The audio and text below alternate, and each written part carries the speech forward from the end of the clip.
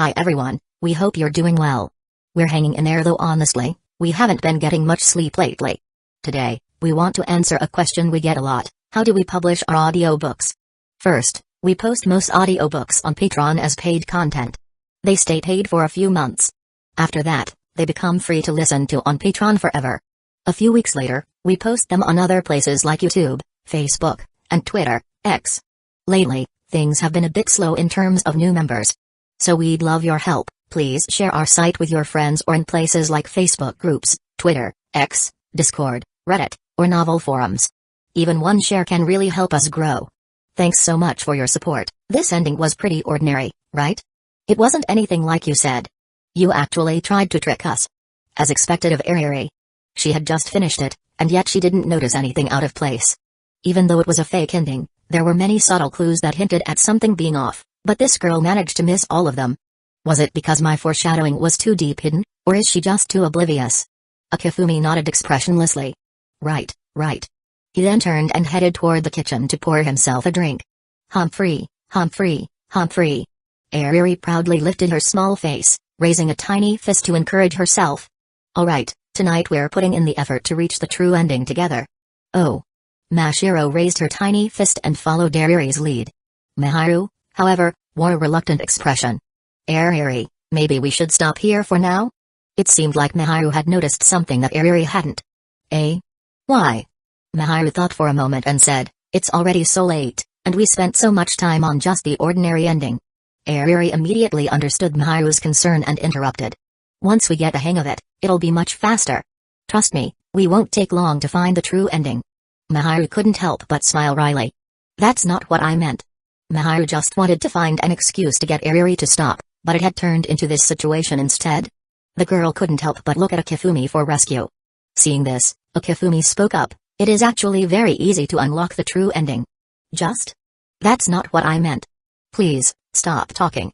Akifumi, of course, didn't hear Miharu's silent cries. In the final chase scene, you just need to find a certain item in a particular room. It's over. Miharu seemed to deflate, her entire body turning pale. Oh, so that's how it is. Eriri blinked, then grinned widely. Despite receiving a spoiler, the girl wasn't the least bit upset. Though self-discovery is crucial in a puzzle game, there are cases where a guide becomes essential. After all, in a situation like this, where everything is the same as before, but the absence of a key item leads to the lack of the true ending, having a guide is incredibly helpful. This just means replaying the game would be a pointless waste of time. Having a guide means they can find the solution quickly. Moreover, Akifumi only provided the idea, he didn't even tell them exactly where the item was, so finding it still relied on their own efforts. Seeing Eriri so happy, Akifumi returned her smile and strolled back to the inner room with his water bottle. Let's see if she's still smiling after this. Let's go. Let's work together and find the true ending. Oh. Eriri and Mashiro, full of determination, turned their focus back to the screen. By the way, I need to talk to Mujio-kun for a moment. You guys go ahead, I'll be right back. As Miharu suddenly dashed off, Eriri scratched her head in confusion. Did she suddenly remember something? Why is she in such a hurry? Forget her, let's find that key item. Eriri declared confidently. Mashiro nodded in agreement. Meanwhile, Miharu entered the room, and Akifumi wore a playful smile. Miharu is getting bolder, huh? Eriri and Mashiro are still outside. What's the difference between them being outside and me coming in? At this point, Miharu paused, realizing what Akifumi meant. A faint blush appeared on her cheeks. Geez. Akifumi didn't continue teasing her, and instead asked, why did you suddenly come in? Because of that game you made. So Miharu has figured it out? Akifumi didn't get an answer to his question. Instead, Miharu sat next to him, resting her head on his chest, her eyes full of affection. She took a deep breath, savoring his scent. It's the real Mujio-kun. Now I can relax. Akifumi was taken aback. This world doesn't have demons, nor any strange magic. Is that so? That sentence said it all. Miharu sighed and then curiously asked, before, you told Eriri not to play, but now you're telling her how to get the true ending? You saw what happened when I told her not to play. That's right, she spent the whole day playing and even dragged Miharu and Mashiro into it. Akifumi shrugged. She won't listen to advice anyway, so why not just let her do it? Even if she gets hurt, I've done my part. She can't blame me. Miharu couldn't help but feel a bit sorry for Eriri outside. Inside the room, The two shared a quiet moment while outside, the other two were still focused on the screen. 10 minutes later. Suddenly, Ariri's scream echoed from outside. The sound of footsteps followed. The door flew open, and Ariri immediately rushed into Akifumi's arms, crying hysterically. So scary, so terrifying. Looking at Ariri, crying uncontrollably in his arms, Akifumi's face remained expressionless. In his mind, a phrase slowly appeared, the clueless loving girl. It seemed to describe someone like Ariri perfectly. Chapter 197, 9 p.m. sharp. At this moment, countless fans of Stein's Gate were celebrating wildly. There's a saying, seeing is believing. Although Akifumi claimed on social media yesterday that this would be a happy ending, many fans remained skeptical, thinking he was merely hyping his work. However, upon witnessing the latest plot twist, fans couldn't contain their excitement as they passionately discussed and promoted the series across various forums. Meanwhile, some fans, after basking in the joy, remembered the game they hadn't finished yet, The Witch's House. In this joyful mood, they launched the game, hoping to experience double the happiness. Though there was some overlap between fanbases, among the over 100,000 paying players, there were also pure puzzle and horror enthusiasts. Thanks to Steam's recommendation, these players discovered the game The Witch's House, paid for it, and spent the entire day immersed in it. Unlike casual players like Kasumijoka Utaha, these players specialized in this genre and swiftly cleared the game. Afterward, they eagerly sought the true ending. Upon discovering the method to unlock the true ending and witnessing the final scene, they all felt a chilling shiver down their spines and an overwhelming sense of dread, fear, anguish, and suffering. Yet, after enduring these negative emotions, they couldn't help but exclaim, "What an incredible game! This plot twist is insane. If I hadn't found the true ending, I would have been completely fooled by the fake one. This is outrageous. Are all new creators this monstrous nowadays?" After looking at these comments, the players enthusiastically began tackling the hard mode. It wasn't that they were unaffected by the ending, but these players were pure at heart, only want to play the game. For them, the plot was just one aspect of the game. So, despite the dark storyline, they quickly recovered and dove back in. Of course, as mentioned earlier, while some players enjoy solving puzzles, others are more focused on the story. Take Goko Ruri, an ordinary high school girl from Chiba. However, online, she was known as the infamous fallen saint Black Cat, Kuronko, of Chiba. Ruri was well versed in all things ACG, anime, comics, and games, and excelled at gaming. For her, a truly great game must excel in both gameplay and storytelling. However, achieving a balance between the two is extremely difficult. When she discovered that her favorite creator had suddenly developed a game, Ruri was thrilled. But after the excitement faded, anxiety crept in. Sure, the creator had an exceptional talent for storytelling and had achieved great success in various fields. But could they replicate that success in a completely different medium? After all, venturing into a new field meant starting from scratch. So, when the game was released, Ruri immediately purchased and played it. From last night until today, after repeatedly reaching fake endings and finally discovering the true ending, she was in complete awe of The Witch's House. As expected from the master. This soul-crushing feeling is just as familiar as always. In fact, the emotional impact of this game surpassed any of their previous works. As for the ending, Ruri found it utterly unbearable. As someone with two younger sisters, she couldn't help but imagine if one of her sisters were replaced by the witch and, without knowing the truth, the sheer thought of that heart-wrenching pain overwhelmed her. Dark emotions swirled within her heart. Viola is too beautiful. New waifu +1. This game isn't even that long, yet I've been playing for 5 hours. Has anyone unlocked the true ending yet? As a puzzle game, it's excellent. As a horror game, it's brilliant. But as for the story, it's nothing but a cliché.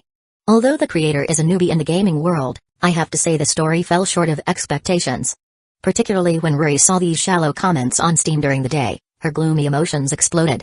Viola is too beautiful? Sure, she's beautiful, but what if her soul is actually Ellen? 5 hours and still no true ending? How can you be this bad at the game? Cliché story, lacking depth? Hey. You idiots still haven't figured out the truth, and you're blaming the creator? Foolish mortals. You can't even comprehend the creator's final act of mercy. Fine, then. Experience this pain to your heart's content. Goko Ruri's face lit up with a radiant smile. But her eyes were filled with pure darkness. However, before that, I need to beat this game first. Her eyes gleamed as she stared at Steam's rarest achievement, clearing hard mode without saving. And so began several hours of relentless challenge. by the time the sun set and darkness blanketed the sky. Finally, Ruri let out a long breath as she stood before the familiar door. Compared to normal mode, hard mode had significant changes, like you can't save the game while playing, but those changes were trivial to a pro gamer like her. After clearing it once in normal mode, she began her true challenge in hard mode. After 2 failed attempts, she finally reached the familiar door on her 3rd run without a single mistake. Yet, as she stood before the door, something felt off. According to the previous progression, the black cat should have died by now. But this time, the black cat was still alive, standing in front of the door. Did I just accidentally unlock another hidden ending? Ruri immediately recognized the significance of this anomaly. Her heart pounded with excitement. Chapter 198, so that's the trick. The save files were actually the black cat's assistants. The use of its power to assist the player had drained the black cat's strength. So, when a player arrived at this point with save data, the cat, having exhausted all its power, would depart early, leaving behind only a lifeless corpse. Come to think of it, this is so frustrating. Why did it have to be called Black Cat of all things? Even if it had a different name, she might have accepted it better. Damn it. With these thoughts swirling in her head, Ruri continued reading. Black Cat. She wants to use the magic of this house to reclaim her original body. If that happens, the magic of the house will disappear, right? If I stay here, I might get consumed too. Hey, we may not have physical forms, but that doesn't mean we're immortal. As the dialogue ended, the screen changed. A faint, sinister black aura surrounded the black cat. Crimson droplets appeared on its upper body, and even though the image was blurry, an overwhelming sense of malice radiated from the screen. Then, to her shock, the subtitle that reappeared showed the black cat's title had changed. Demon, alright, that's it. Good luck, Ellen, the witch who keeps her promises. As the black aura faded, the black cat slowly collapsed. This ending. It's even more complete than the true ending. Ruri's eyes lit up with excitement. She had planned to use the true ending as content, but this no save, one life clear ending was undeniably superior. All the mysteries were laid bare without any deception. In the true ending, there was no way to confirm the black cat was actually a demon. But in this ending, the game spelled it out directly. For Ruri, this was an unexpected treasure. As she pushed the door open and explored the house, she noticed the details had changed compared to the true ending. The information was even more complete. In front of a blood-stained bedsheet, I used to lie on this bed. Next to a broken chair with shattered legs, seemingly a silent testament to the past. The chair is overturned. Viola used to sit here and chat with me. A bookshelf. There are several books on magic. It feels quite amusing to experience the world as a powerless human. Approaching the witch's diary, Ruri held her breath. Would the story change this time? With this thought in mind, she clicked to read. The witch's diary, I knew she would agree. The very first line was already drastically different from before. Ruri felt both excitement and dread. Dread that this new plot would plunge her further into despair. But her curiosity to see what kind of storytelling the creator had woven won out. With a click of her mouse. Because she's so kind, because she's so pure, when we swap bodies, Viola will be shocked, won't she? My body is falling apart, and I'm in constant pain. I've gotten used to it, but she won't be able to endure it. She'll probably cry out in agony, so I'll give her some medicine. A burning, throat-scorching medicine. With this, she'll be quiet. I don't want to hear my own screams. If I tell her it's for the pain, she'll drink it without question. Then, I can finally leave this house. I can step into the garden and feel the breeze on my body.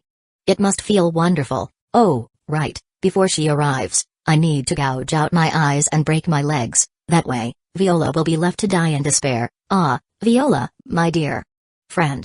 So kind, so lovely. So naive, my dear friend. As the final word faded, the screen trembled as if an earthquake had struck. Dragging her bloodied body, Ellen, the witch possessing Viola's soul, emerged on screen. Ruri's heart trembled with rage. This wretch. This scum. No. This thing is no longer human. This was a true witch. Not the kind of cutesy, marketable witch for fan service, but a true, detestable, loathsome villain who evoked pure hatred. Her actions had completely abandoned the morality of humanity. Ruri's fury burned uncontrollably. In the previous two endings, even after learning about the body swap, she subconsciously thought that Ellen had always been like that, born into suffering, tortured endlessly.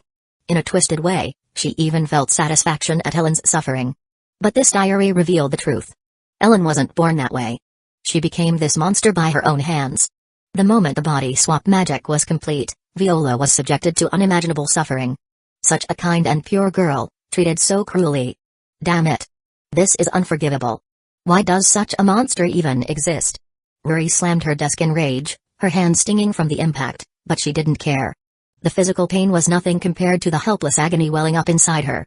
After all, the moment Viola woke up in the garden, the story's fate was sealed. The body swap magic had already succeeded. From the very start, this was a hopeless scenario. The player couldn't save the real Viola. All they could do was aid the witch Helen's escape. Huff. Huff. Ruri gritted her teeth, breathing heavily. And then? No depth to the story, huh? Cliché, huh? Alright then. I'll make you all feel true despair. With eyes burning with darkness, Ruri launched her video editing software. In this moment, she had become a machine devoid of emotion, ready to deliver unparalleled anguish to those foolish viewers still reveling in the joy of Stein's Gate. Chapter 199, Long Time No See. What has everyone been up to lately? Any favorite works? If not, why not try out a game called The Witch's House, a great puzzle game? In my opinion, this game is definitely among the best in the mystery and horror genre. Especially the plot, it's incredibly interesting, even surpassing all other similar works. Trust me, in this game, you'll experience emotions that no other game can offer. I'll be making a walkthrough video for it tonight, so stay tuned. That's all. While Chiba's Fallen Saint Black Cat account didn't have the same level of followers as Akifumi's SNS, there was a notable overlap between their fanbases. This had the added effect of promoting the game. After the post, a lot of comments started appearing quickly. The Witch's House? I think I heard about this game today. Since it's recommended by Black Cat Sama, I'll give it a try. A mystery, horror game? That's my favorite genre. With Black Cat Sama's recommendation, I feel safe trying it out. Even though there was some overlap between the fans, more than half of them were shared.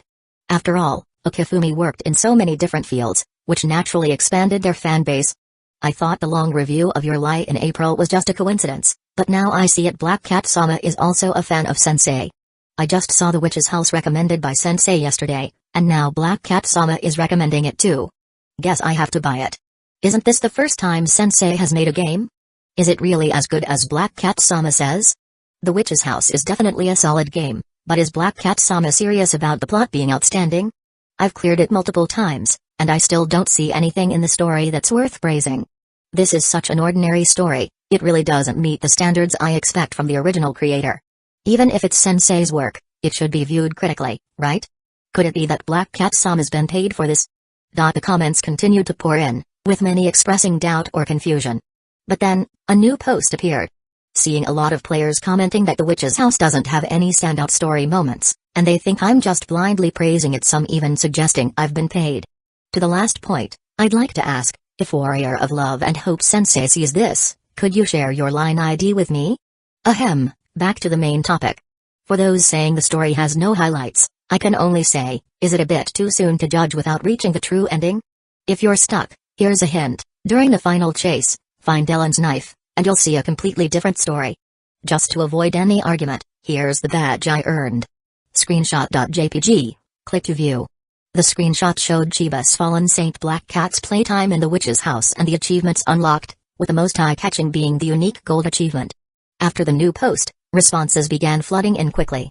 Black Cat Sama, you've already reached the true ending so fast. I thought the other endings were a scam, but it turns out I was just too dumb to figure it out. Wait, it's not a change in the middle of the game, but rather an item affecting the final outcome? Isn't that a bit too childish? What's so different about the true ending? Well, if it's so easy to get the true ending, I guess I'll go back and check it out. About 2 hours after this post went up, the comments started to shift dramatically. My eyes. My eyes. Why did I have to go and watch the so-called true ending? It's fake. It's definitely fake. I refuse to accept that all my efforts led to this outcome. In my rage, I punched my monitor. Ugh, my diffubedzidcast W321C. I was so upset, but then now I can't help but laugh. Did I really pay this much for a game? Anyway, I refuse to accept this ending. If anything, the earlier endings are the real ones. By the way, is it possible that the only difference between the fake and true endings is that we didn't see the truth, not the other way around? Shut up. I was wrong, I was so wrong. Doubting Sensei's script. Once again, I've been destroyed by the master's genius, and now I feel like I've lost all hope. This pain is deeper than any other I've ever felt. I haven't even played The Witch's House yet, and I'm so confused. Isn't it just an extra item? Why has everyone's opinion changed so fast? At first, we all didn't understand the plot, So we had shallow interpretations. It turns out, it wasn't the creator's story that was the issue, it was us. We were too stupid. Not play The Witch's House yet? Bastard. Stop reading these posts and go play it right now. Exactly. Go play it. This game is amazing. I'm off to recommend it to my friends. I won't allow anyone around me to not have played this game. Is it possible I've already recommended it to everyone? This game is so excellent, everyone has to play it. At first, players were expressing their pain, but as the tide shifted, the mood quickly changed. Now, those who had discovered the truth, while heartbroken, were also taking action. If the creator's previous works had brought sadness followed by a shift to hope and understanding, The Witch's House only left behind total despair. From every angle, all that could be felt was pain. After experiencing that pain, there was no way to recover. So, let's spread it. I can't be the only one feeling this pain. Everyone should experience the love and beauty that The Witch's House brings. Chapter 200, the next day, Sunday. Early in the morning, Akifumi logged into his Steam Creators account, following his usual habit from the previous day. The sales numbers that appeared on the screen made his eyes widen in disbelief. No way? The last time he checked before going to bed, the sales were just over 180,000. Now it's 274,655. A nearly 100,000 unit increase in sales overnight. It's not even the first day of release.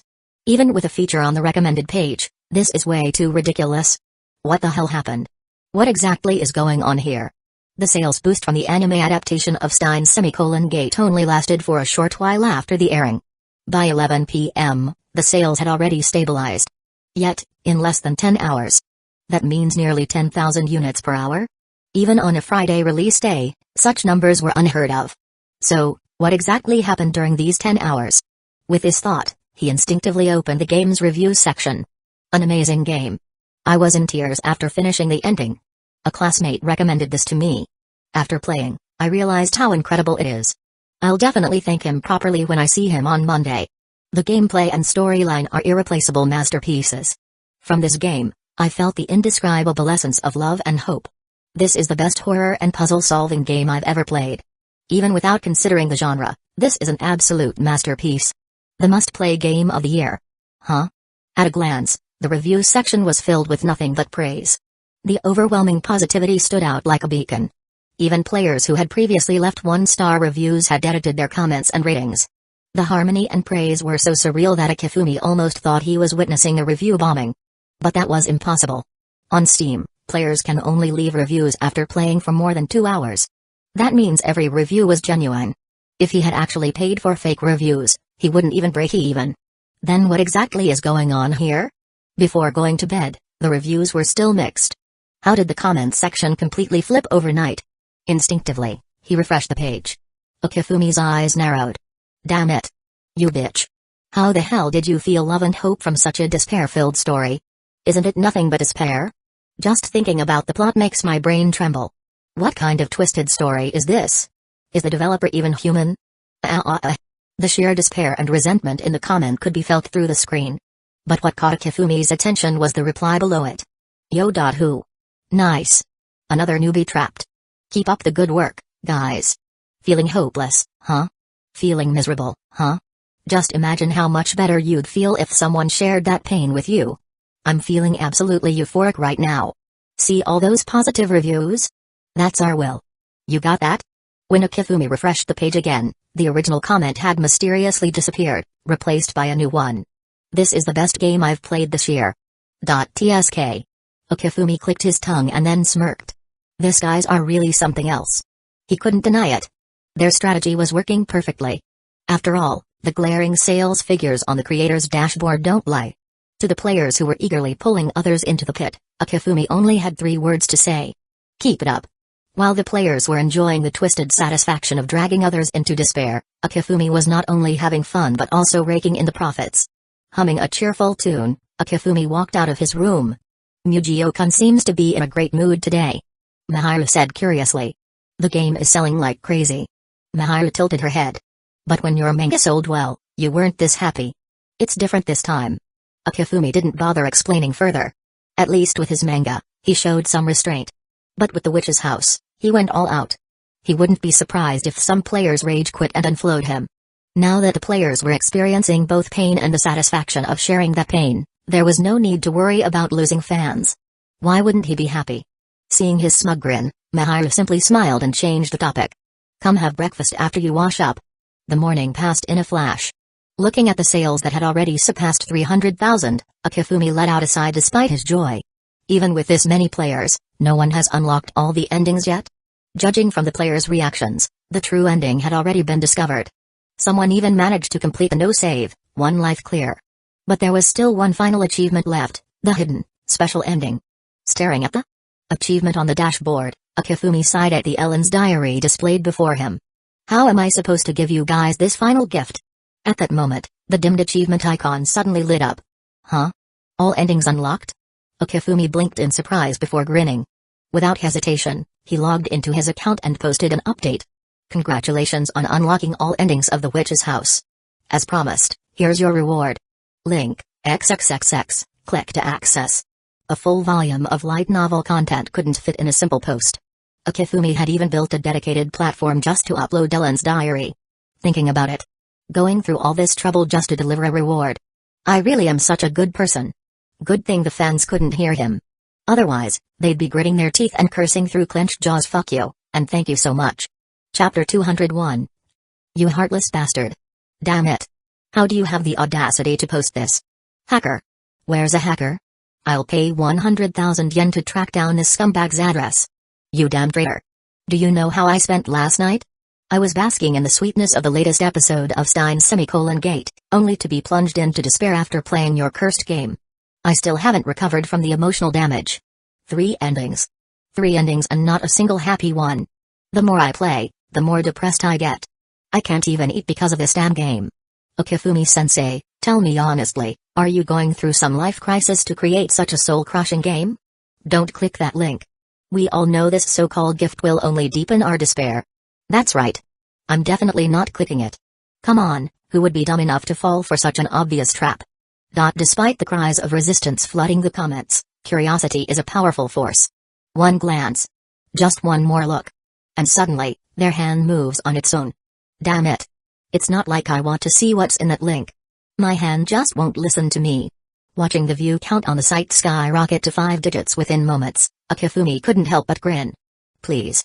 Enjoy it to your heart's content, my dear fans. Just then, his phone rang. Upon answering, a familiar, resentful voice echoed from the other end. Akifumi-sensei. Huh? Machida-san, the editor? Even if it's just a single volume, you should have let me handle the publication. Machida Sanoko's heart was bleeding. Just from a quick glance at the content, she knew this light novel would be a massive hit. Not to mention the popularity boost from the Witch's House game. Sure, the game was filled with emotional trauma, but that's exactly what drew people in. And why does she know this? As an editor, it's her job to keep track of her author's activities. Plus, she was one of the first players to achieve the true ending with a no-death run. At the cost of skipping 2 meals and losing a few pounds in the process. Faced with her sorrowful tone, Akifumi chuckled. It's just a little gift for the fans. Do you really think your fans will appreciate this gift? Well, as long as they're happy, that's all that matters. Akifumi laughed. Besides, it's already released. What's done is done. No. It still matters.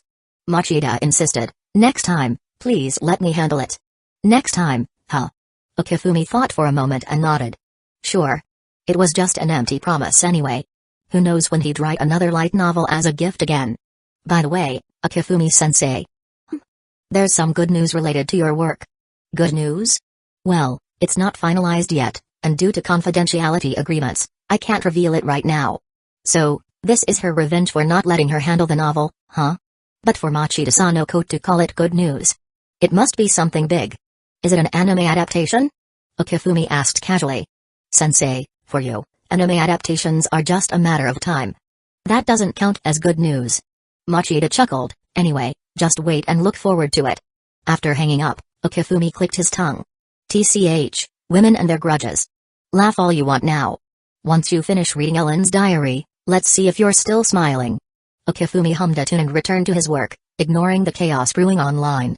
Meanwhile, Machida Sanoko smugly adjusted her anti-blue light glasses, her eyes slightly red from exhaustion. Curious, aren't you? Good. That's exactly what I want. She wasn't about to tell Akifumi that his light novel was about to hit international markets. With a satisfied smirk, she turned back to her screen. The moment she read the opening lines of Ellen's diary, her heart tightened. I am burdened with an illness. No one wants to play with me. A scene of a black cat hunting its prey played out before her eyes, as the protagonist watched in quiet envy. Why envy? People walking through the alleyways pretend not to see me. When they do notice me, they look away, disturbed by my pale and sickly face. Even the more honest ones quickly frown and leave, as if they've seen something ominous. With just a few simple lines, the story painted the image of a girl abandoned by the world, living in the slums. It was only natural that no one would lend her a hand in such a place. As the story unfolded, the protagonist's bond with her mother was subtly revealed. I'm sorry. I can't let you play outside. With those words, the gentle atmosphere of the story took a sharp turn. The protagonist's anxiety surged as her memories drifted back to her childhood.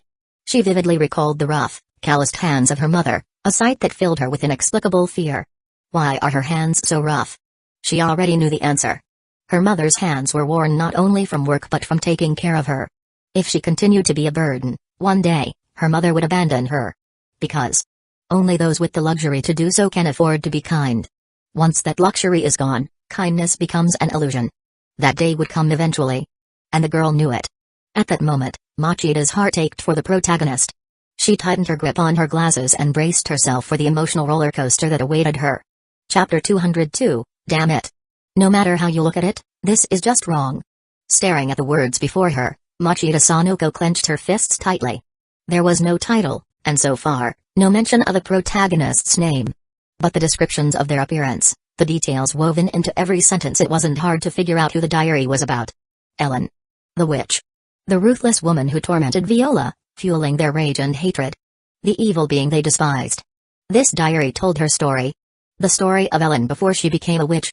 As an outsider, an adult with a clear sense of right and wrong, Machida could say without hesitation there was something fundamentally flawed in Ellen's way of thinking. Terribly flawed. Yet, when she tried to see things from Ellen's perspective, she found it impossible to say that Ellen was entirely wrong. Ellen had grown up in the slums, where even survival was a struggle. No one had the luxury to reach out and help others. So, when her existence started making life harder for her mother, it was only natural that she would abandon her, wasn't it? But even if her skin was scarred, her joints riddled with illness, and every step brought her pain, she was still a mother. And when a mother sees her child suffering, doesn't she feel heartache? Doesn't she blame herself? She must have hated the fact that such a young girl had to endure so much pain.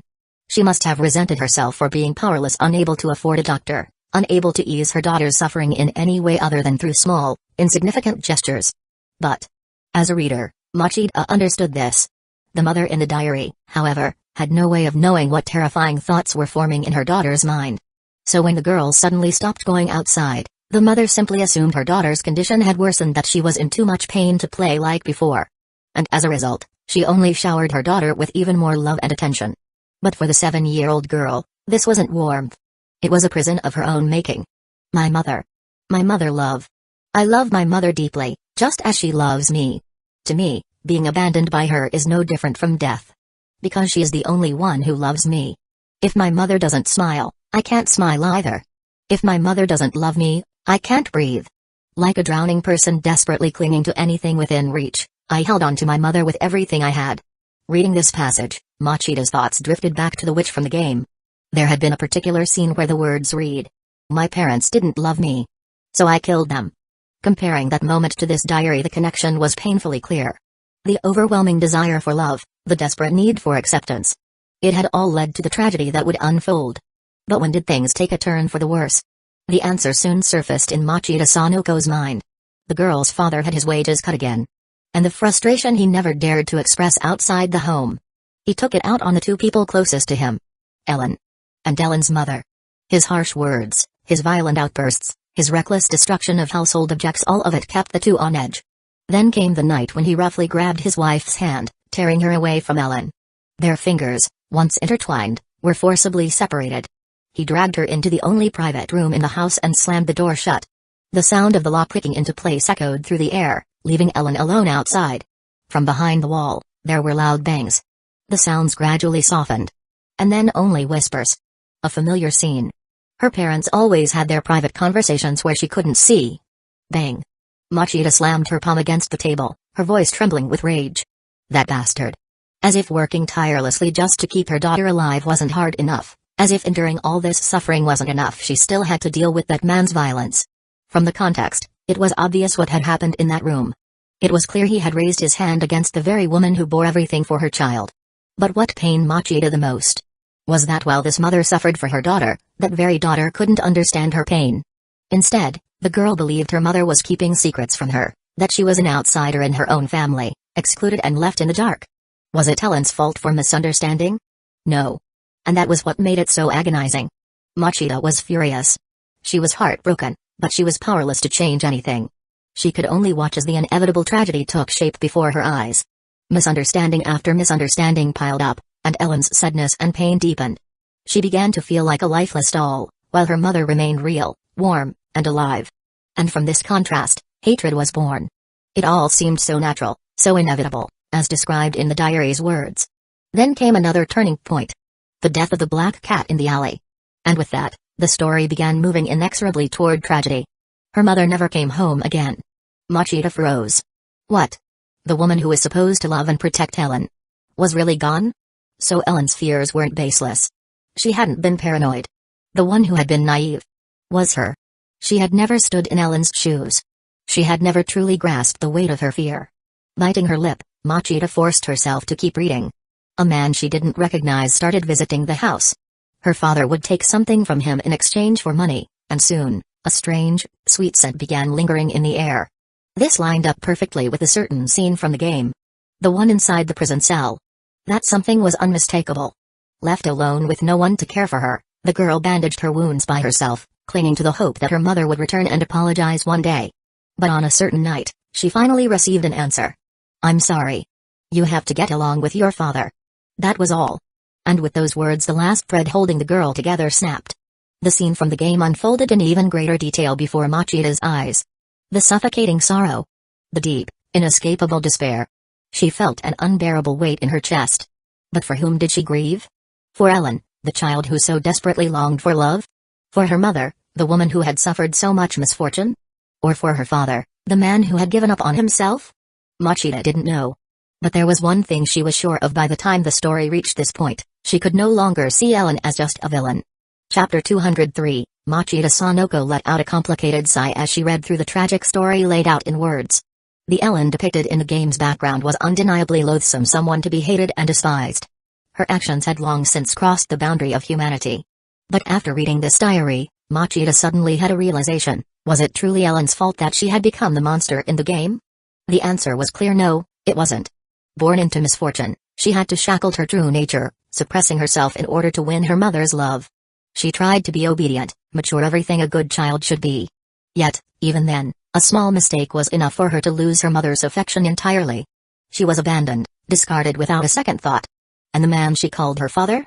Even when Ellen herself admitted to killing her own mother, he barely spared her a glance. Not even for a second. The one thing she longed for most, her mother's love, was shattered, turning to dust before her very eyes. All of this, the pain, the neglect, the rejection, had laid the foundation for the tragedy to come. Machida didn't know how to feel. Why did they have to create such a complex character? No, that wasn't quite right. Why couldn't the story just end when the game ended? Why did they have to flesh out her background like this? She felt overwhelmed, torn between conflicting emotions. She sympathized with Ellen's suffering, yet she couldn't forget the atrocities she had committed. Two opposing emotions twisted together, creating something even more unbearable. And as a professional editor with years of experience, felt this way, she could only imagine how other readers were reacting. Taking a deep breath, she continued reading. By all accounts, the story should have ended there. But the sudden appearance of a demon changed everything. With the enticing promise of a home, Ellen agreed without hesitation, and the story moved into its next chapter. In this new home, under the influence of magic, Ellen became normal. She had a beautiful face, a strong and healthy body. The price? She could never leave the house. What would happen if she did? The demon never said, and Ellen never asked. At first, the house provided everything she could want. It was comfortable, warm, filled with beautiful things.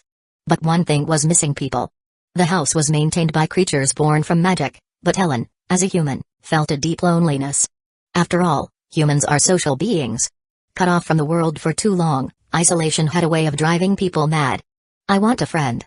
One day, Ellen went to the demon and made her wish known. That's easy. The demon said. Just bring them here. Ellen couldn't leave the house, but she could lure others in. As a witch, her magic extended throughout the entire forest. The house was her brain, the surrounding woods her limbs. If she tried hard enough, she could invite people inside. So she did. And soon, the house welcomed its first guest, a young boy. He eagerly accepted Ellen's invitation to tea, stepping inside without hesitation. As they spent time together, Ellen, nervous but hopeful, finally asked, "Will you be my friend?" The boy started visiting regularly, playing with her, laughing with her. He called her name. He waved at her, and she waved back. For the first time, Ellen felt happiness. Ever since she had made a friend, the black cat hadn't appeared again. Time passed. One day, the boy said something unexpected. "Hey, Ellen. You should come outside sometimes." His invitation made her hesitate. She refused. The black cat's warning echoed in her mind. She must never leave the house. But why? She didn't know. So, instinctively, she used an excuse. I'm sick." "Sick? But you look fine." The boy replied. "It's just for a little bit. It should be okay, right?" It was such a tempting offer. The black cat's words faded from her memory. Just for a little bit. It should be okay, right? That thought took hold. So, Ellen took a step outside. And then thud. A searing pain slammed into her skull, as if she had been struck with a hammer. She collapsed onto the dirt. Her right eye burned. She clutched it instinctively, feeling a warm liquid seep through her fingers. Blood. The boy realized it before she did. He stumbled back in horror. Desperate to reassure him, she forced a smile only for the skin on her face to peel away, falling in jagged flakes. There was no doubt. Faced with such a horrific sight, the boy screamed and ran. His expression, the sheer terror in his eyes, was like looking at someone staring at a monster. The look stabbed through Ellen like a knife. There were no words to describe the pain in her heart. The truth was clear. Even a friend would abandon her in the face of such horror. As the boy disappeared, the black cat reappeared. Doing nothing won't make you better. Magic could maintain her body as long as she stayed inside. She wouldn't heal, but she wouldn't die either. Even as her illness worsened, even if her legs rotted away, even if her eyes lost all sight, even if her face became so ruined that no one could recognize her, she would still live. Forever. Because now, Ellen was a witch. Despair swallowed her whole. Then, that despair twisted into hatred. Hatred for the demon who had tricked her. But demons, by nature, could see through the hearts of humans. And before she even realized it, a knife had found its way into her clenched fist. Ellen screamed, slashing at the black cat with all her might. She didn't care where the blade landed, she just wanted to silence its taunting voice. Yet, even when the knife plunged into its heart, the demon did not die. It spoke with the same calm tone, its cruel words stripping away the last of Ellen's defenses. "No one ever loved you. Not a single person. Your father never even looked at you. Your mother was planning to abandon you. You wanted so desperately to be loved. To love someone in return. It's all because of this illness. That's why no one loved you. How strange. You deserve love, don't you? That boy, too, he left you the moment you got sick. So cruel, isn't it? Everything is because of your illness. But you already know what you truly want, don't you?" Yes. Ellen knew the answer. A healthy body. And so, before the broken girl, the demon offered her one thing: hope. But hope always comes with a price. And the demon was ready to name its terms. Chapter 204, Machida Sanoko closed the webpage in front of her with a complicated expression. Lying back on her chair and staring at the ceiling, her mind drifted into emptiness. She had thought that the lingering impact of the game The Witch's House was already intense enough. But she hadn't expected that the prequel story would hit even harder. Without a doubt, Ellen fell into the devil's trap the moment she spoke to him. From that point on, her fate was sealed. The devil knew exactly what she longed for and how to make her obediently do his bidding. As everything unfolded as planned, with her so-called friend abandoning her without hesitation and the devil striking at the depths of her soul, Ellen lost herself. Step by step, she fell into the devil's sweet trap and became the twisted character in the story. But was the devil really at fault? No. The devil was simply acting for his own purposes. Moreover, it was the devil who gave Ellen, who desperately sought someone love, a glimmer of hope. Even though that hope led her hands to be stained with blood, took her down to an absolutely wrong path, and caused her to lose herself over hundreds of years. In the end, through such a twisted method, she fulfilled her wish to be loved by taking someone else's place. And for Ellen, that was enough. So, who was truly at fault? This world, huh? As that thought crossed her mind, Machida let out a complicated sigh. What a messed up conclusion. Rubbing her aching temples, the emotions from the story surged once more from the depths of her heart. Damn it. Why did I have to read this story? When she first finished playing The Witch's House, the only character she hated was Ellen. But after reading The Witch's Diary, she suddenly realized there was no one she could truly hate. All the misfortune stemmed from this twisted world. But this twisted world is completely fictional. Frustration filled her chest, with no target to vent on, leaving her feeling even more miserable. No wonder he is called the master of depression. Feeling the magical level stomachache that came not from physical pain but from emotional turmoil, Machida bitterly shook her head. I feel like I just saved money on today's meals. Since Machida read the story at a normal pace, by the time she finished, most readers had already done the same. And right at that moment, the online community exploded. Why does this hurt so much? Why is this so heartbreaking? I feel like my soul is shattering. At first, I only hated Ellen, but after reading this, I can't bring myself to hate her anymore. Because Ellen is pitiful too. You can't judge others without understanding their suffering. She was abandoned by her mother, and her father never cared about her. If I went through that, I wouldn't fare any better. It's just too tragic. The devil's appearance was like a rope thrown to a drowning Ellen. If she didn't grab it, she'd be swallowed by the abyss. But Ellen's crimes are unforgivable. Over hundreds of years, she lured countless people into the house and killed them. And what she did to Viola. Wake up. No one is trying to justify Ellen's actions. It's just that, after understanding her past, we realize the true source of hatred isn't her, but something else. That's why this hurts so much. I feel so conflicted and miserable. I regret reading this. Regret +1. What kind of mental state that someone need to be in order to write this? If players of The Witch's House felt pain, then after reading The Witch's Diary, that pain was replaced by endless emotional turmoil. Don't think that feeling conflicted is better than feeling pain. Because while feeling conflicted, the original pain from the game didn't lessen at all. In fact, it only intensified over time. Emotionally, they understood that Ellen's choices were inevitable. But logically, they couldn't forgive her actions. As this emotional turmoil twisted and tangled in their hearts, the game sales of The Witch's House skyrocketed. Monday morning. Akifumi Mugio had just taken his seat when Kato called out to him. The usually emotionless girl wore a rare expression of concern. Akifumi, are you okay? Huh? What do you mean? What's wrong with me? Didn't you release that game The Witch's House on Friday? Oh? Did you play it too, Kato? Kato shook her head. For various reasons, I didn't get to play it. What a shame. Akifumi couldn't help but wonder what kind of expression Kato would make after playing it. Just imagining it filled him with anticipation. Then why are you asking me this? Because everyone online is worried about your mental health. Before Akifumi could respond, Kato added, but seeing how you're talking now, I guess you're fine. That's a relief. What the heck? Why is everyone worried about my mental health? Confused, Akifumi took out his phone. The top trending post immediately made his expression twitch. Chapter 205, You're the one who's heartbroken. You're the one with mental issues. You're the one who's gone through some unspeakably tragic event. Akifumi grumbled as he closed the post with frustration.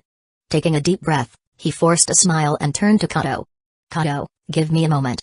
With that, he reopened the post, copied the link, and sent it to Mihari via line. Stepping out into the empty corridor, he dialed Mihari's number. The call was answered with a surprised tone from the other end. Akifumi-sensei? Calling me this early? Is something wrong? I just sent you a post online. I need you to get a lawyer and sue them. Huh? Though bewildered, Mihari didn't hesitate to agree. Okay. By the way, do you have time this afternoon? What's the matter? There's something important I need to discuss with you in person. Alright, I'll come by after school. Thank you. Hanging up, Akifumi glanced at the post title once more, his expression darkening. Do these people really think the internet is a lawless place? Let's see who's laughing now. The school day passed swiftly. On the subway platform, take care on your way home. Mashiro nodded. Miharu smiled, you too, Mugio-kun. Akifumi smiled back and parted ways with the girls. He then headed to Shueisha's office. In the familiar meeting room, Mihari was already waiting. As he sat down, Akifumi glanced around and commented, the office seems quite empty today. It's Monday. There are several meetings and preparations for the next issue. Naturally, you won't see many people around. Considering the occasional late night and weekend overtime, the life of an editor was indeed tough. So, what's the reason for calling me here today? Mihari handed him a prepared document with a smile. You'll understand once you read this. Curious, Akifumi opened the file. A moment later, he exclaimed, "This is quite the surprise." Mihari chuckled awkwardly. "It's not really surprising. This is a benefit you rightfully deserve, Akifumi-sensei. If not for an unexpected issue with the previous partner, this contract would have been signed last year." Well, better late than never. Without hesitation, Akifumi signed his name on the document. It was a contract authorizing the overseas publication of his works. Due to additional taxes and expenses, the royalty percentage was reduced to 8%, but the potential revenue from the international market was massive. While manga, light novels, and anime were pillars of the Japanese economy, the domestic audience was limited. Overseas, with a larger population and growing interest in otaku culture, even an 8% royalty could surpass the total revenue from multiple works in Japan. Akifumi-sensei, your works will be officially released overseas this Thursday. However, due to translation progress, only the first 6 volumes of Your Lie in April and none of Akamgakil will be available for now. Puella Magi Madoka Magica and Anohana, The Flower We Saw That Day have been ready since last year but were delayed due to unforeseen circumstances. Akifumi nodded in understanding. I'll keep you updated with the latest feedback from overseas readers. I appreciate your effort, Mihari-san. After some casual conversation, Akifumi bid farewell and left the office. In a high school classroom on a foreign country, an ordinary student named Alex overheard an exciting conversation between classmates. "This is awesome. Sensei's works are finally being released here." "Sensei? What works?" "Warrior of Love and Hope. A rising mangaka who debuted last year. Why bother with a rookie?" "Rookie? All of their works have sold over 1 million copies each." "1 million? Big deal. In Japan, even top-tier manga like One Piece only sells around 1 million copies per volume annually. That's a huge achievement." "Wait. Isn't One Piece selling millions per volume here?" "Exactly. The market dynamics are completely different. This new mangaka's sales are already on par with veteran artists. I'm hyped." "Have you read their works?" "Of course. I saw them at my brother's place. The art is incredible, but I couldn't understand the text." "So, when will it be available in stores?" "This Thursday. I just hope my wallet survives." "Come on, a manga volume is only about 30 yuan. "But there are 15 volumes across 3 completed series." "Wait, you say this mangaka debuted just a year ago?" "Yeah, but they work insanely fast." "Well, I'll just buy 1 volume to see if I like it." Alex, who had been quietly listening, couldn't help but feel intrigued. A rookie author? Million copy sales? 15 volumes in a year? As a closet fan of Akifumi, Alex fully understood the significance of these numbers. If this data is legit, this person is a rising star in the manga world. Warrior of Love and Hope. Thursday, huh? Alex made a mental note to check out the series the moment it hit the shelves. Chapter 206, time flew by, and soon it was Thursday. As the lunch bell rang, Alex left school, taking advantage of the brief window when students were allowed to go out. He headed straight to the nearest bookstore. At the entrance, 3 large promotional posters and their accompanying taglines caught his eye: "Miracles aren't free. If you wish for hope, you must also be prepared to spread equal despair. Puella Magi Madoka Magica." I have known the meaning of flowers, but never their names. When I see them bloom again, my tears fall like rain. Anohana, the flower we saw that day. The moment I met him, my life changed. Everything I saw, felt, and experienced became colorful. The whole world began to shine. Your Lie in April. Staring at the beautifully illustrated covers and the deeply meaningful taglines, Alex found himself in a dilemma. After much internal debate, he finally reached for Puella Magi Madoka Magica. Even if I don't end up liking it, I can always give it to my sister as a birthday gift. Genius move. 1 purchase, 2 uses. Grabbing a takeaway on the way back, Alex returned to his dormitory. His roommates were either still at the cafeteria or busy elsewhere, leaving the room empty. After quickly finishing his meal, he tore off the plastic wrap and climbed onto his upper bunk, book in hand. Over 200 pages? No wonder it was so expensive. 1 volume had cost him $10, equivalent to his entire day's meal budget. Still, since it doubled as a gift for his sister later, the sting of the expense faded quickly. Flipping through the pages, he admired the exquisite artwork but couldn't help but feel puzzled. How did a Magical Girl series manage to sell over 1 million copies in Japan? If it had appealing characters and fan service, he could understand it selling well in Japan, given the sheer amount of the market around them. Time passed unknowingly, and soon, the afternoon class bell rang. "Alex, class is starting. Get up already." His roommate's voice called out, and Alex lazily responded, Yeah, I know. You go first, I'll be right there. Don't be late." Once his roommate left, Alex quickly flipped through the last few pages. Staring at the cover, where a cheerful blonde girl smiled brightly, his expression turned complicated. She just died like that? What about the other girls? What fate awaits them? With a lingering glance at the cover, he knew he couldn't afford to dawdle any longer. He left the dorm, making a firm decision in his heart. After class, I'm buying the next volume no matter what. That means an extra $10 spent today. Hiss. Alex sucked in a sharp breath. That was hard-earned money he had been saving up. But the thought of knowing the story's continuation made his heart itch with anticipation. In the battle between financial pain and the urge to finish the book, the latter won. The afternoon classes felt like an eternity. As soon as the dismissal bell rang, Alex bolted out of the school. Only to be met with a cruel reality. Sold out? Alex stared in shock. The bookstore owner shrugged helplessly. I didn't expect it to be this popular either. They were all gone before the first afternoon class even started. But don't worry, I'll restock soon. Check back next week. No way. He had finally worked up the resolve, spent the whole afternoon looking forward to it, and now he had to wait an entire week for the ending? This was even worse than dropping out of the top 10 in his grade. But no matter how frustrated he felt, he had no choice but to accept it. Dejected, he left the bookstore. As time passed, something unexpected happened. Puella Magi Madoka Magica, Anohana, and Your Lie in April were sold out in bookstores nationwide. A trending topic exploded on social media, top-selling light novel and mangas completely out of stock. Below the post, countless frustrated readers shared their grievances. I just finished volume 1 of Madoka Magica and went to buy the second one only to be told it's out of stock. My heart is shattered.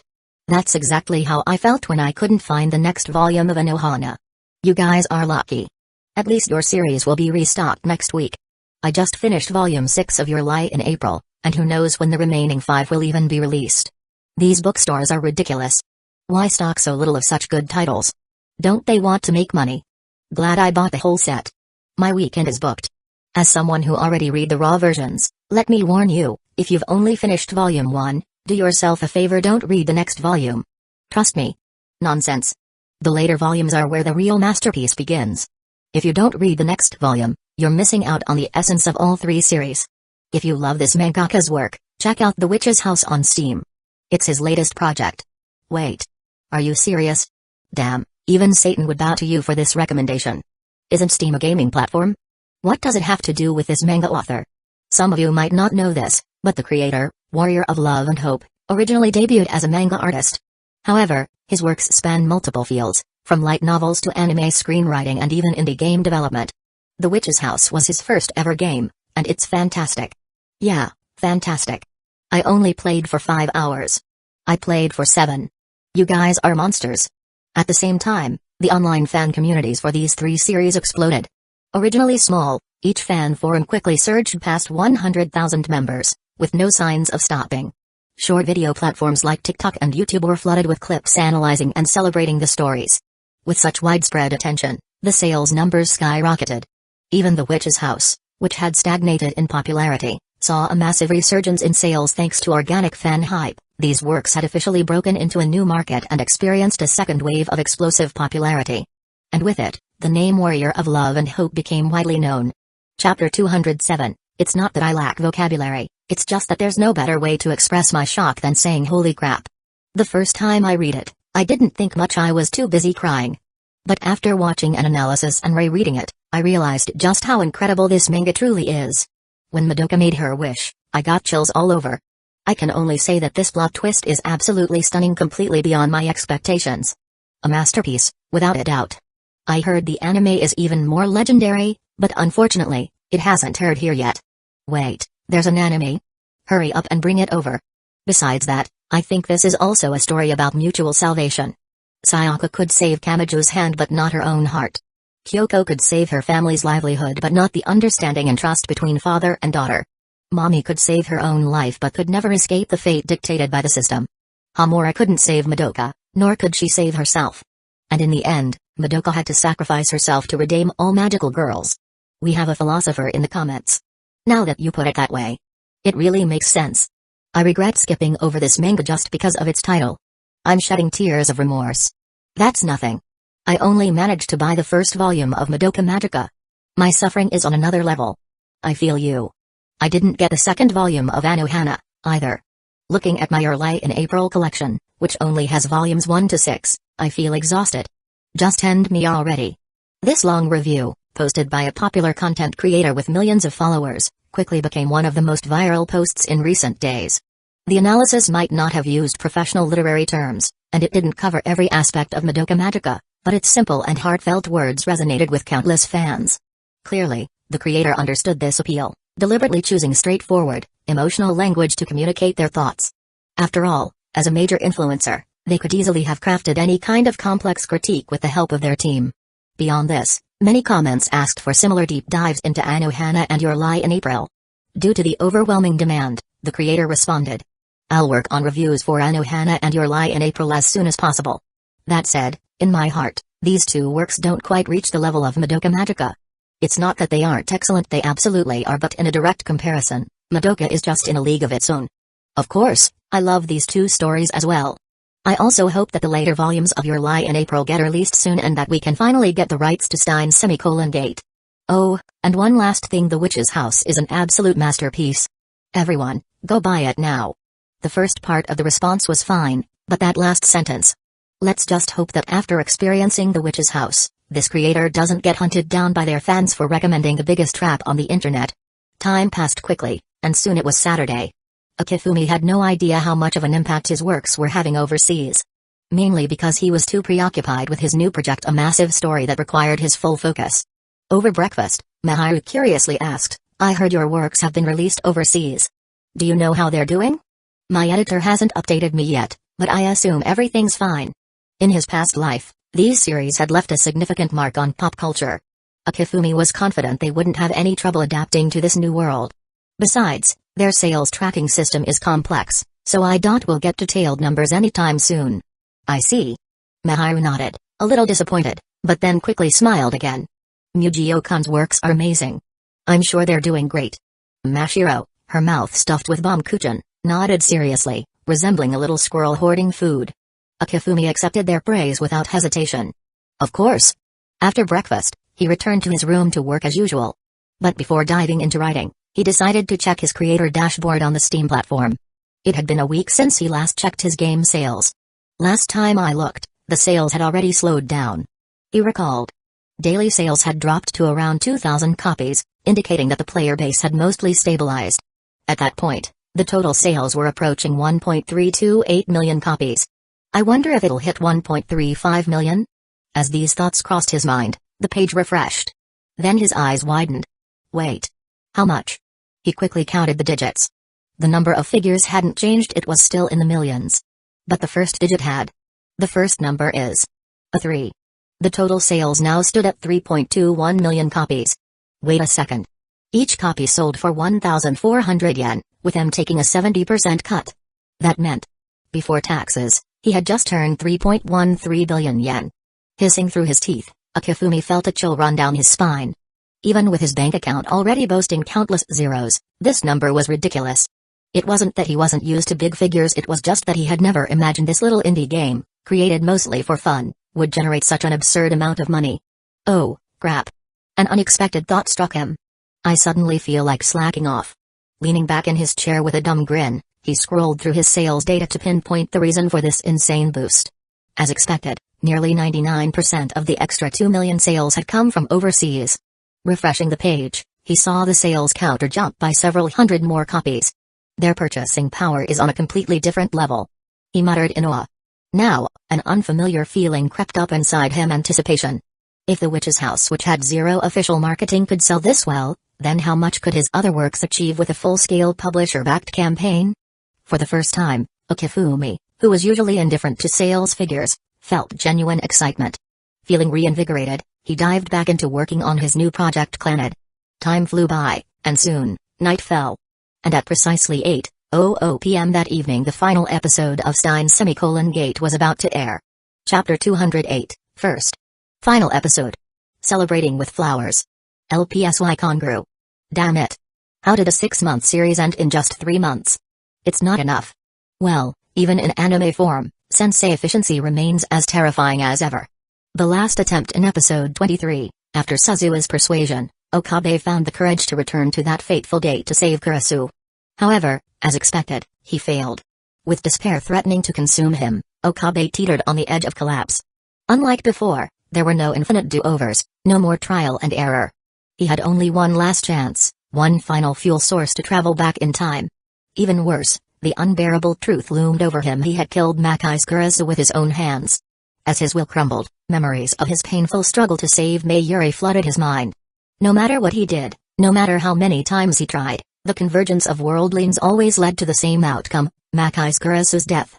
But just as he was about to give up, Mayuri's slap snapped him back to reality. At that moment, Suzu revealed an email, one recorded 15 years in the future, left behind by Okabe himself. The first failure had been anticipated. To reach the Stein-Gate world line and achieve the perfect ending, two crucial steps had to be taken: erase the time machine thesis that Dr. Nakabachi had taken to Russia. Save Makai's Kurisu. The convergence of worldlings was real, but so was the possibility of salvation. He couldn't change the past itself. He couldn't erase the moment he had witnessed. So instead he had to deceive. Deceive the world. And deceive even himself. The key to reaching Stein-Gate lay in making his past self believe that Kurisu had died, without actually letting her die. And so, the final operation, codenamed Schrödinger, began. Not changing the past, only altering the outcome. Deception. Deceiving the entire world. Okabe, a man who logically should not exist in that moment, would pull off the ultimate illusion, stealing Kurisu away from the clutches of death itself. As time ticked away, the climax of the story unfolded. Even though fans knew the ending would be a success, they still held their breath, captivated by the journey.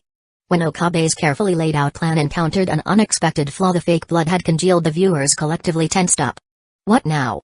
How would he handle this? But there was no time to think. Kurisu had already met with her father. That's when Okabe had an idea. As he provoked Dr. Nakabachi with taunts, the audience watched in horror as the knife plunged into Okabe's stomach. Gasps filled the room. And yet, a realization dawned: this was Okabe's plan all along.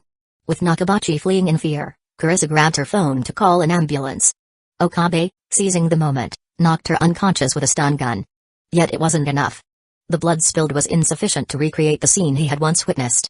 So, in a dramatic close-up, Okabe reached out his left hand and plunged it into his own wound, widening it further. Blood poured out. The illusion was complete. As the stunned audience processed what had just happened, a wave of raw emotion surged through them. One after another, teary messages scrolled across the screen. This protagonist, once ridiculed for his delusional ramblings, had now earned the unwavering admiration of all who watched. With the mission complete, the story neared its final moments. One by one, Okabe handed out badges symbolizing their lab membership. As he walked through the city, he found himself wondering, what was Kurisu doing now? What was she thinking? A special scene unfolded. A fateful encounter. The two passed each other on the street. And then Kurisu called out to him. The future remained uncertain. But like this reunion, it was full of endless possibilities. This was the choice of Stein-Gate. As their gazes met, the story came to an end. LPSY Congru. Unified cheers flooded the screen, a mix of reluctance and heartfelt blessings from devoted fans. It's over. Ayuri's voice carried a trace of melancholy. It wasn't just her. Anyone who had experienced a truly great story knew this feeling, this lingering emptiness when it all came to an end. Emotionally, they wanted more. Rationally, they knew it was truly over. No more new chapters. No more unseen adventures. While the feeling would fade over time, the immediate impact was overwhelming. Faced with Ayuri's question, Akifumi didn't hesitate. Yes, it's over. There will be no sequel. Although the original trajectory included Steins-Gate 0, Akifumi had no intention of creating it. If fans wanted the full story, they would have to play the Stein-Gate visual novel. The anime had skipped countless branching routes. But Akifumi had no plans to develop a visual novel himself. It was too much work, with too little reward. Just like Planet that he planned to draw, but had no interest in adapting it into a game. Though an OVA for episode 25 is possible. He mused. After all, it would only be about 20 minutes long, with a manageable script. Hearing this, Ayuri let out a disappointed sigh. She murmured under her breath, there's still so much more that could be explored. What a shame. Stories involving time travel always had room for expansion, just like Puella Magi Madoka Magica. But ultimately, the decision rested with the creator. No one else had a say. Pretending not to hear her sigh, Akifumi casually said, it's late. I'll walk you home. A faint blush spread across Ayuri's cheeks as she avoided his gaze. Well, actually, before I left, I already told Mom that I wouldn't be coming home tonight. We're having a training camp. Not going home? Akifumi Mujio blinked. Then, a knowing smile spread across his face. Chapter 209, Come here, and gimme your hand for a second, my hand. What are you gonna do with it? Ariri tilted her head, with a puzzled look, but she still did as Akifumi said. Without hesitation, Akifumi gently wrapped both of his hands around hers, his warmth instantly seeping into her cold fingers, massaging them. Ah! Having someone massage your hand and warm you up is a great way to relax when you're stressed and tired. Akifumi said softly. Yeah, I can feel it. It's kinda a weird way to massage my hands, but I kinda like it. A small chuckle escaped her lips. I have to stop myself from grinning like an idiot. Who says you have to? Akifumi smirked. We're the only ones here right now. Grin all you want. I mean, yeah. But grinning like a fool just cause my boyfriend's next to me? That'd be way too embarrassing. It's like one of those cliché anime where girls hopelessly in love with the protagonist. Who cares about that? I'm the only one here, so I'm the only one who will see it. That's exactly why. Ariri huffed, her face slightly red. I don't want you to see it. Because you will use it against me. You will tease me non-stop about it, right? Akifumi let out a soft chuckle. What? I wouldn't do that. I'm not gonna upset you and ruin this precious time we have together right now. His grip on her hand tightened slightly. But anyway, you deserve a break after everything today. I'll do anything to be of service to you, my lady. Huh. I like that. Kinda sounds like you're my servant. She smirked. Very well, you may serve me. Akifumi wasn't much of a masochist, but something about the way she said that was making him feel a little uneasy. Still, he continued the massage and watching as Ariri's tense shoulders slowly relaxed. You know, your hand massage feels really good. A lot better than I expected. A brief silence settled between them before Akifumi spoke again, his tone more serious this time. Have you and Miharu already talked? Ariri's fingers twitched in his grasp. Yeah, we already talked. She let out a deep sigh and slumped on his side. Akifumi blinked. Oh? She told me everything, how she feels about you and how she doesn't want to give up on you. And? Ariri hesitated, gripping his hand tighter. I realized something. I don't want to give up on you either. Akifumi remained quiet, his thumb gently stroking the back of her hand, silently encouraging her to continue. So instead of fighting over you, we thought. Why not just share? Akifumi's entire body froze. Huh? Ariri smirked, though her cheeks were slightly pink. What? Don't act so surprised. Miharu and I already agree on it. We both love you and neither of us wants to step aside. And honestly. She averted her gaze, fidgeting. I kinda like the idea of us being together, all three of us. I mean, Miharu's my friend too. I like her, and if it's her, then... Akifumi swallowed. Are you saying you're okay with this? Like, actually okay? Well, duh. I just said that, didn't I? Ariri puffed her cheeks before quickly deflating. I mean, don't get me wrong. It's still weird. I never thought I'd be in a relationship like this, but when I really thought about it, the idea of not being with you was way worse. Akifumi felt his heart ache at her words. He squeezed her hand tighter. Ariri. Thank you. She immediately waved him off, looking flustered. Ugh, don't give me that mushy look. It's already embarrassing enough saying all this out loud, and you already take my first time. You better take responsibility for it. Akifumi chuckled. Okay. Don't make me regret it. She huffed, though her expression was softer than before. Hey, Akifumi? Her voice was quieter now. Yeah? She hesitated, then muttered, You like my chest size too, right? Akifumi blinked. Huh? Ariri fidgeted, avoiding his gaze. No, it's not like that, it's just that Miharu has, a pretty big chest. And I know guys are into that. So, I was just wondering if you ever felt like you liked Miharu more than me because of that? Akifumi stared at her for a moment before a short laugh escaped his lips. Why? Don't laugh, you idiot, this is a serious question. Ariri's face turned crimson. I'm not laughing at you, he said, shaking his head. I just didn't expect you to ask me something like that. Well, it's a valid question. Akifumi tilted his head. Ariri, do you seriously think I'm that shallow? I don't know. She crossed her arms, puffing out her cheeks again. Guys are weak to certain things. And I know I'm not exactly as gifted as Miharu. Akifumi let out a soft sigh before leaning in closer. Ariri. Look at me. She hesitantly met his gaze, her blue eyes flickering with uncertainty. I like you and Miharu for who you are. Your attitude, your stubbornness, the way you get all flustered when I tease you. He smirked. Not to mention, You're absolutely adorable when you let your guard down like this. Ariri's face turned even redder. Shut up. And for the record, I already told you this before, I think you're perfect the way you are. So stop worrying about dumb things like that, okay? Ariri remained silent for a few seconds before muttering under her breath, then prove it to me again. Okifumi blinked. What did you just say? I said I want some proof mhhhhhh. Before she could finish, Okifumi cut her off by pressing his lips against hers. Her body instinctively leaning into him. She huffed against his lips but didn't pull away. Instead, her fingers gripping onto his sleeve tightly. Chapter 210, NNH. MLLN. Pa.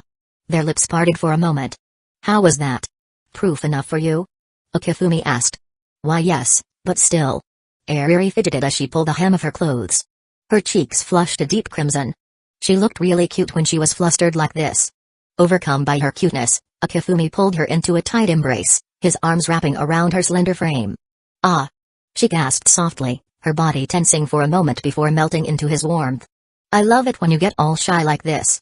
He murmured, his lips brushing against her ear. It's so cute. Don't get excited over weird stuff like that, you idiot. She stammered.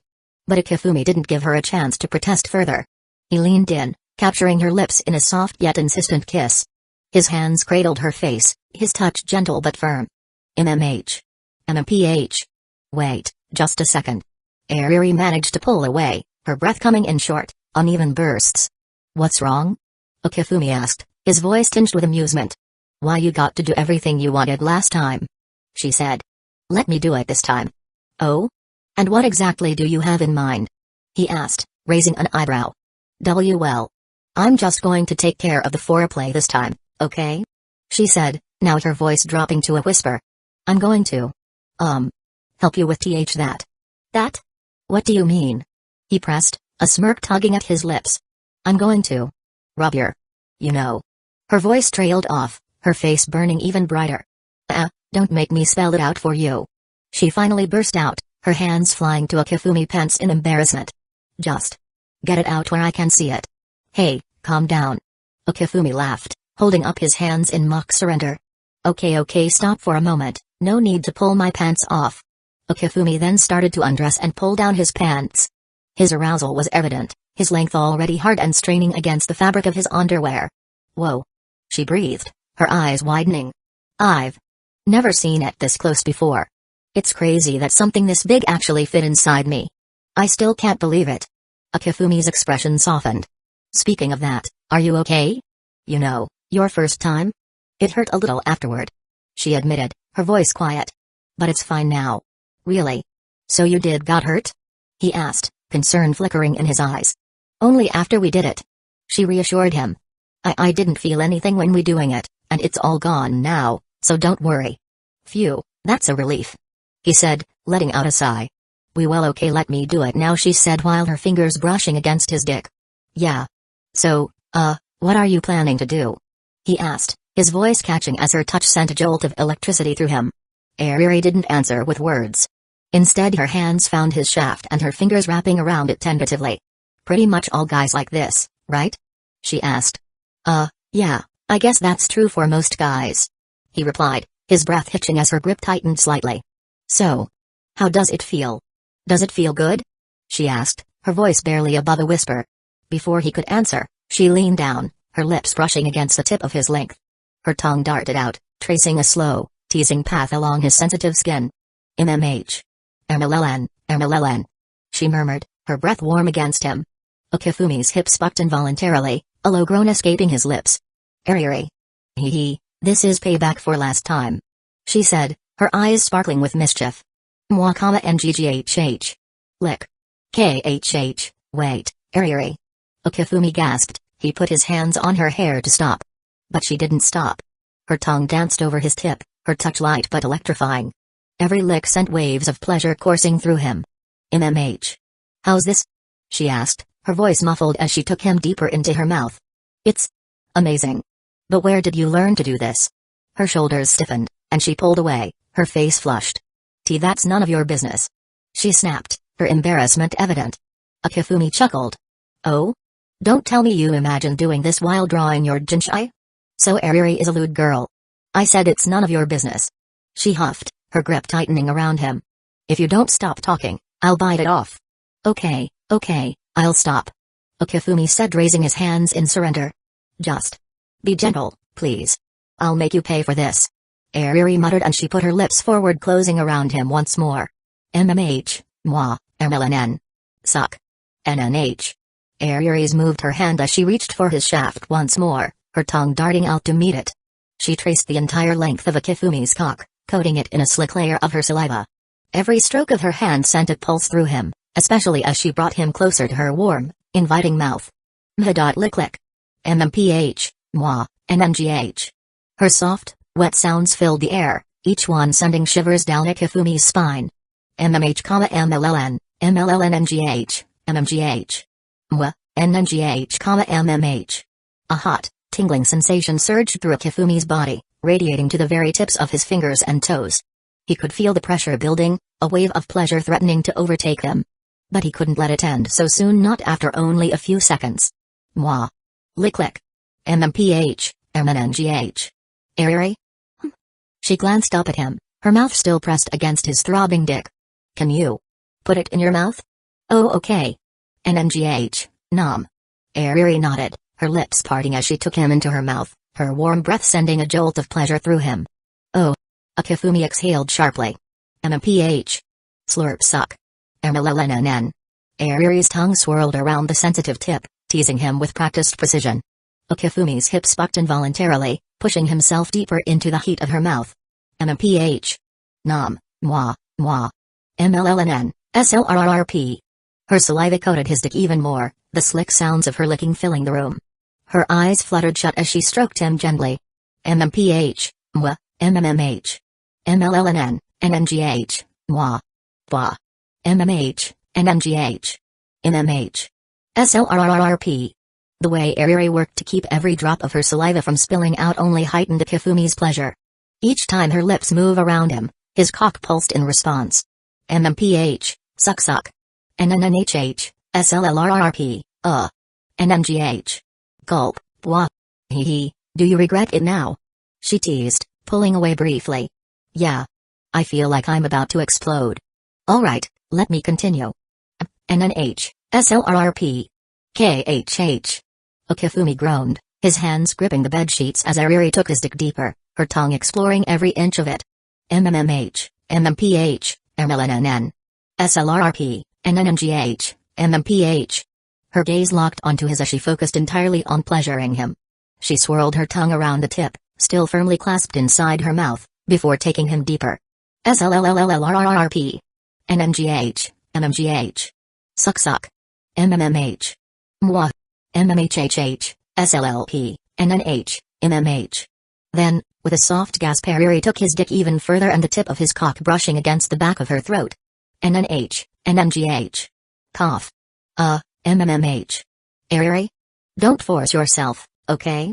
She nodded slightly, her movements becoming more rhythmic as she bobbed her head up and down, careful not to choke. MMH, MMH. MMH, moi, nom, NNM.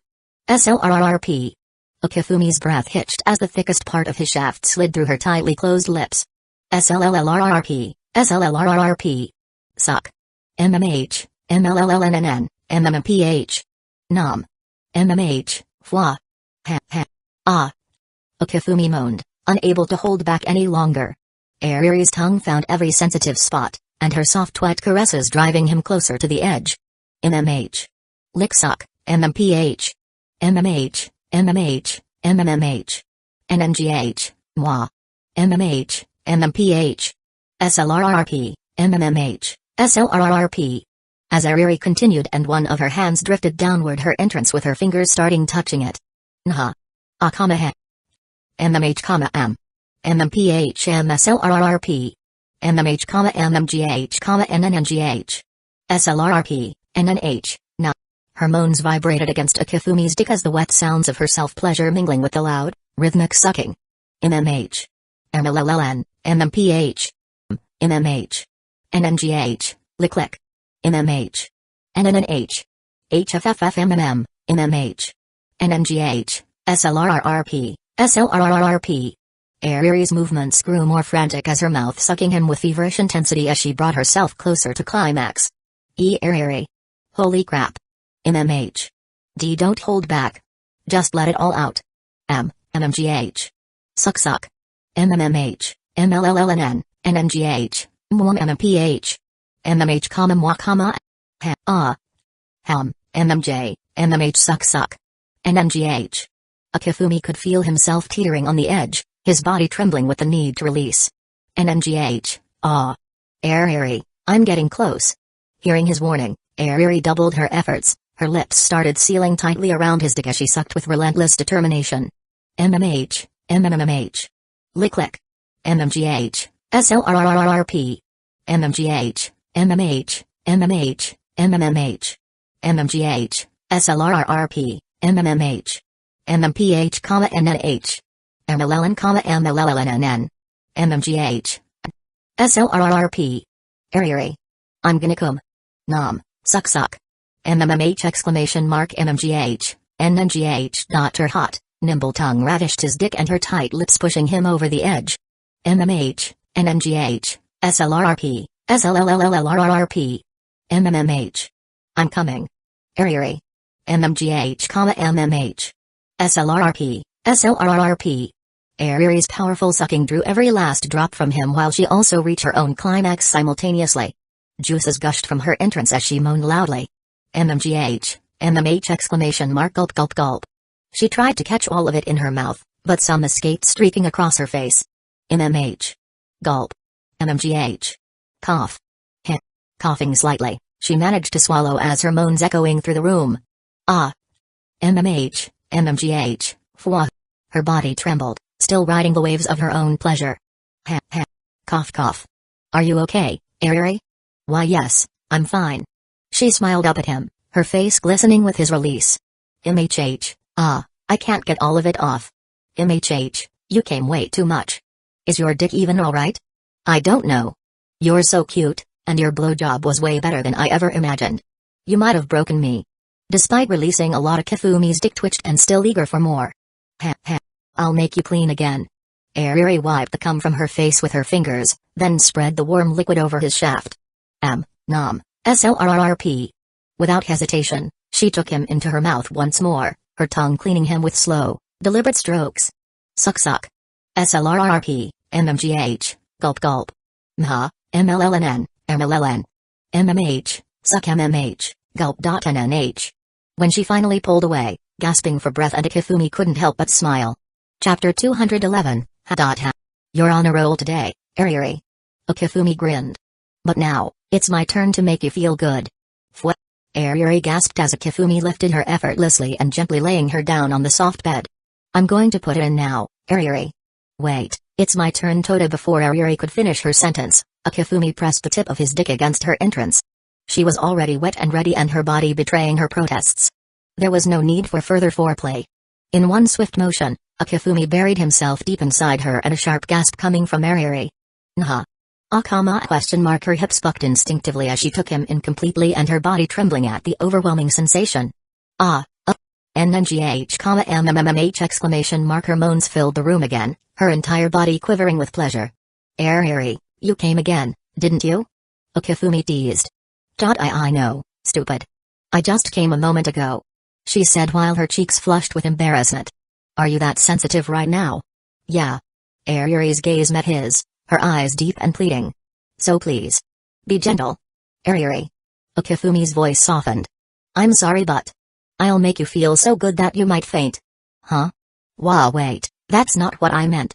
Eek exclamation mark. Before she could protest further, Akifumi began rocking his hips, setting a steady rhythm that left Ariri writhing beneath him. Exclamation mark MMH exclamation mark. Her moans grew louder, her body arching in response to his movements. Wow. You're incredibly tight. That's because you. EKK. Akifumi slammed his hips against hers mid-sentence, driving himself deeper inside her. Exclamation mark. I was talking, stupid. Wait. Exclamation mark. Just enjoy it, Ariri. It already feels good. Slow down. Exclamation mark. I said, take it easy. No. If you go that hard, I'm gonna. NNNH, MMMHHH exclamation mark. Harry's back arched as another wave of pleasure crashed over her, her climax sending a rush of warmth between them. Fwa. MMH exclamation mark. You're being so rough. NNGH, exclamation mark. You're so slippery inside. I can slide in and out so easily. Idiot, you don't have to say that out loud. Exclamation mark. Eek exclamation mark. Exclamation mark. Akifumi lengthened his strokes, his shaft plunging into her slick warmth with effortless precision. Each thrust drew a tight squeeze from her, the sensation driving him closer to the edge. Exclamation mark. Eek. Exclamation mark. And NNH, MMMH. MMH exclamation mark. NNGH, Fwa, exclamation mark. Exclamation mark. Why you're so deep. Wait, my body shakes whenever you hit that one spot. Exclamation mark. Akifumi watched her ABS contract with every thrust, the sight of her responsiveness only fueling his desire. His pulse quickened, his body craving more. Exclamation mark. Exclamation mark. Exclamation mark. You're going too fast. Fwa. Can I try hitting that one spot again? No, not there. Question mark. Akifumi found her weak spot with ease, grinding against it relentlessly. I said way. Exclamation mark. I just want you to feel as good as possible. I'm already feeling amazing. Exclamation mark. No. Exclamation mark. MMMH exclamation mark. Fwa. Exclamation mark. That's my most sensitive spot. Yuri's reactions were most intense when he hit her front wall, just inside and slightly upward. Her body shook uncontrollably as he angled himself to strike it repeatedly. Eek. Exclamation mark. And MMH. You keep hitting the same spot. Exclamation mark. Why you're making me feel all weird. Exclamation mark. Exclamation mark. Fwa. Exclamation mark. Juices spilled from her with every thrust, the sheets beneath them growing damp. MMH. Exclamation mark. And exclamation mark. MMMH. Please slow down. Reluctantly, Akifumi complied, giving them both a moment to catch their breath.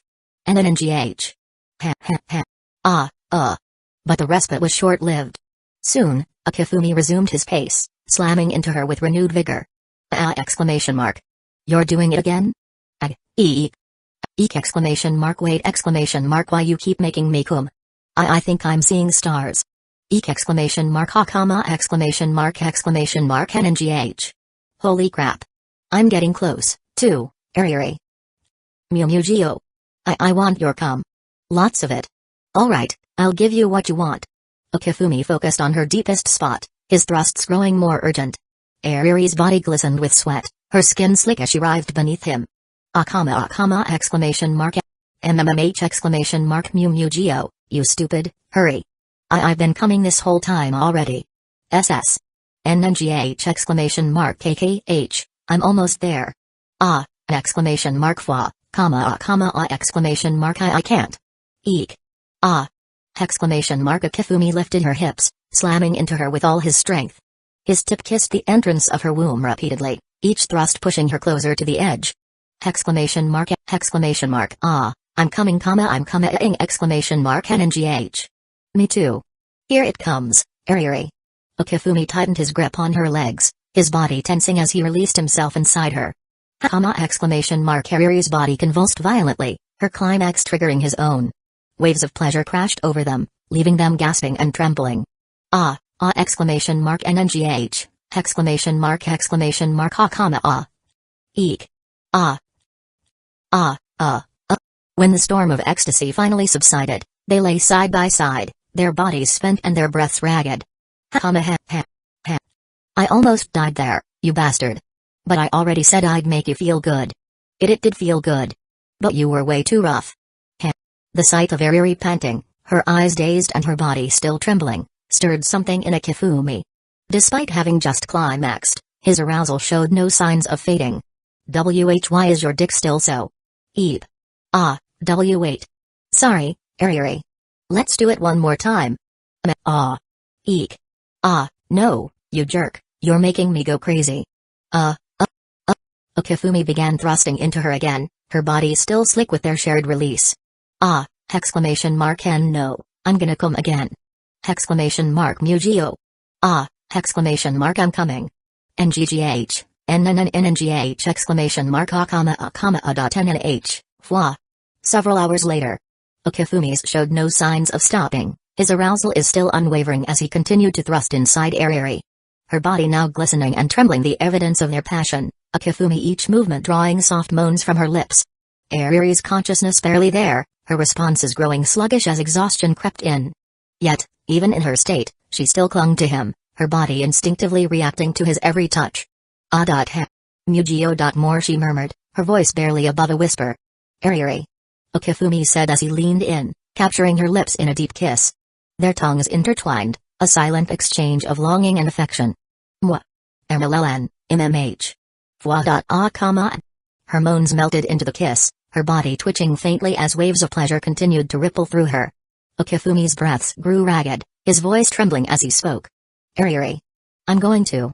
Again. MMH. Give it all to me. She whispered, her words slurred but filled with desire.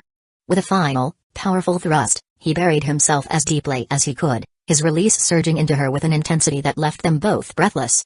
Exclamation mark. Ah. Ah. Ariri's voice broke as her body shuddered, overwhelmed by the sensation. As Okafumi's strength waned, his body finally began to relax, his softening length slipping free from her. Her body, stretched and filled, trembled faintly as she lay there, utterly spent. Ah, MMH. She whimpered, her voice barely audible. Okafumi gazed down at her, his eyes filled with warmth and affection. He pulled her close, wrapping his arms around her in a protective embrace.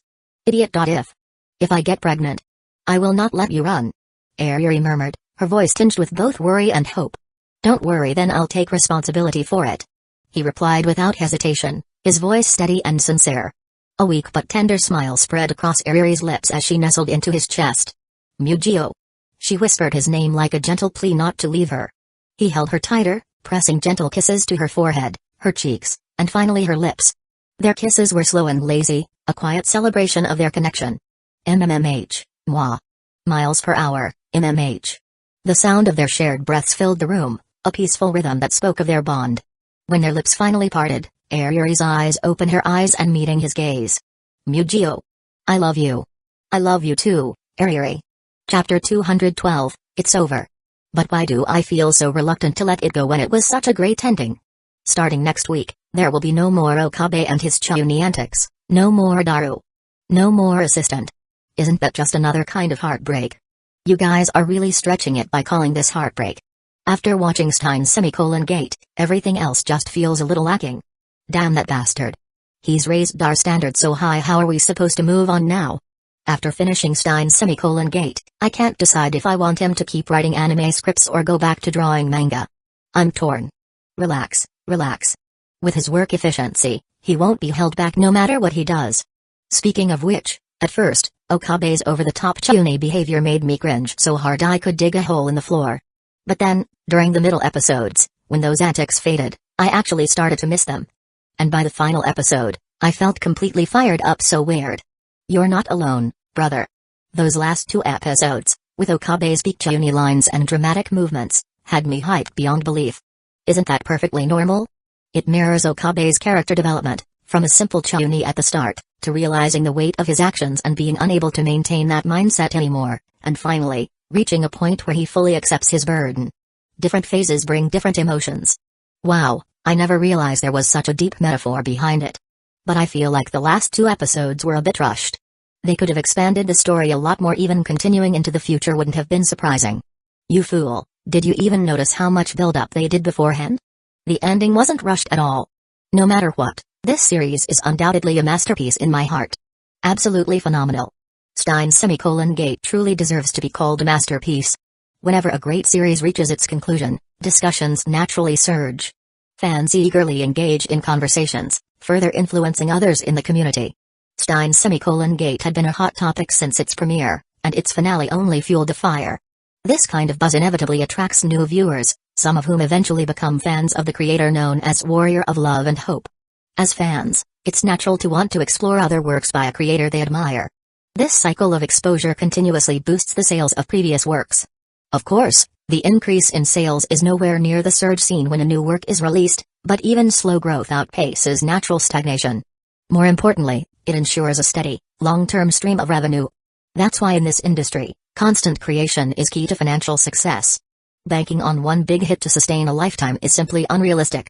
Just like the author of Death Note once said, if he stopped drawing manga, he'd burn through his royalties in just a few years. Now, Akifumi had truly embraced the joy of being a creator. He had no intention of stopping. If anything, it was his passion for creation, fueled by the presence of love and hope, that drove him to spend so much time drawing every day. Maybe the story wasn't originally his, but through infusing his own ideas and painstakingly illustrating each panel, his skills had undeniably improved. And that was something no one could take away from him. For all anime fans, this Sunday undoubtedly belonged to Steins Gate. However, Akifumi didn't spend much time reading through online discussions. Steins Gate's excellence was universally acknowledged. There was nothing to worry about. When Monday arrived, Akifumi went to school as usual with Miharu and Mashiro. Upon entering the classroom, "Good morning, Akifumi." "Good morning, Kato." Akifumi smiled as he responded. "I finished Steins Gate too. It's good anime." "Really?" Being praised face to face by a friend, was this supposed to be such a delightful feeling? His mood instantly lifted. "It really makes me wonder how your brain comes up with these stories, Akifumi." Akifumi's smile stiffened. Whoa, that makes it sound like a horror story." Kato chuckled before casually changing the subject. "Can't believe it's already June. Is June some special month?" "You said the same thing last year." Kato sighed in exasperation. "It's your birthday, Akifumi. At least try to remember it." "Oh, so that's what it was." Akifumi chuckled. "Of course, I remember my own birthday. But it's not that big of a deal. I don't think there's any need to make a fuss over it." "Not a big deal?" Kato sighed again, feeling conflicted. "Then why did you get me such an expensive gift last year?" "I'm still agonizing over what to get you in return." "It was just a bag. Nothing that extravagant." Akifumi waved his hand dismissively. "If you're really struggling, just do what you did for Christmas, make me a handmade gift." "Well, I guess that works." Kato nodded but couldn't help sighing again. "I'm not as rich as you, Akifumi. I can't afford anything fancy." "Friendship is priceless, isn't it?" Kato shook her head and dropped the subject. After school, Miharu, who had overheard Akifumi and Kato's conversation that morning, was visibly troubled. After hesitating for a while, she finally spoke up. "Mujio-kun. Is there anything you want for your birthday?" "Nope." Miharu sighed, looking as though she expected that answer. Despite working hard every day and earning so much money, he hardly ever spent it. His hobbies were mostly limited to games and novels. "What should I get him? Could it be? Do I really have to go with Ariri's suggestion?" The memory of Ariri whispering her bold idea into Miharu's ear yesterday morning suddenly resurfaced. Miharu's cheeks instantly flushed pink. She always seemed so composed, but who would have thought she could be so daring? Chapter 213, Capita Skyrower, Singapore. Speaking of which, isn't Mujio turning 18 soon? A man spoke, his face bearing a striking resemblance to Mujio's, though more mature and exuding a natural air of authority. 15 more days," replied an elegant woman with a graceful demeanor. "It's been over a year since we last went back, yet that kid doesn't seem the least bit curious." Akifumi sighed helplessly. Akifumi Nakui also let out a soft sigh. "Got himself a girlfriend and forgot about his mother, huh?" Despite her words, a gentle smile graced her lips. "So, are we really not telling him the truth when he turns 18? She asked after a brief pause. After some thought, he shook his head. "Well, let's just see. He's already expanding his own business over there, and he's doing something he genuinely enjoys. If we tell him the truth, he might just lose all motivation." Mujio had no idea that his parents were the masterminds behind a vast business empire spanning industries from machinery to agriculture across the globe. Their influence stretched far and wide, surpassing even the powerful Shinomiya family. The reason the Mujio family held such immense power was because his father were the founding members who established the Allen Institute. The Allen Institute is a global organization dedicated to discovering struggling geniuses and providing them with free support, whether in sports, literature, entertainment, medicine, or technology. Many of the talents nurtured by the Allen Institute eventually collaborate with it to establish business ventures aligned with their individual skills.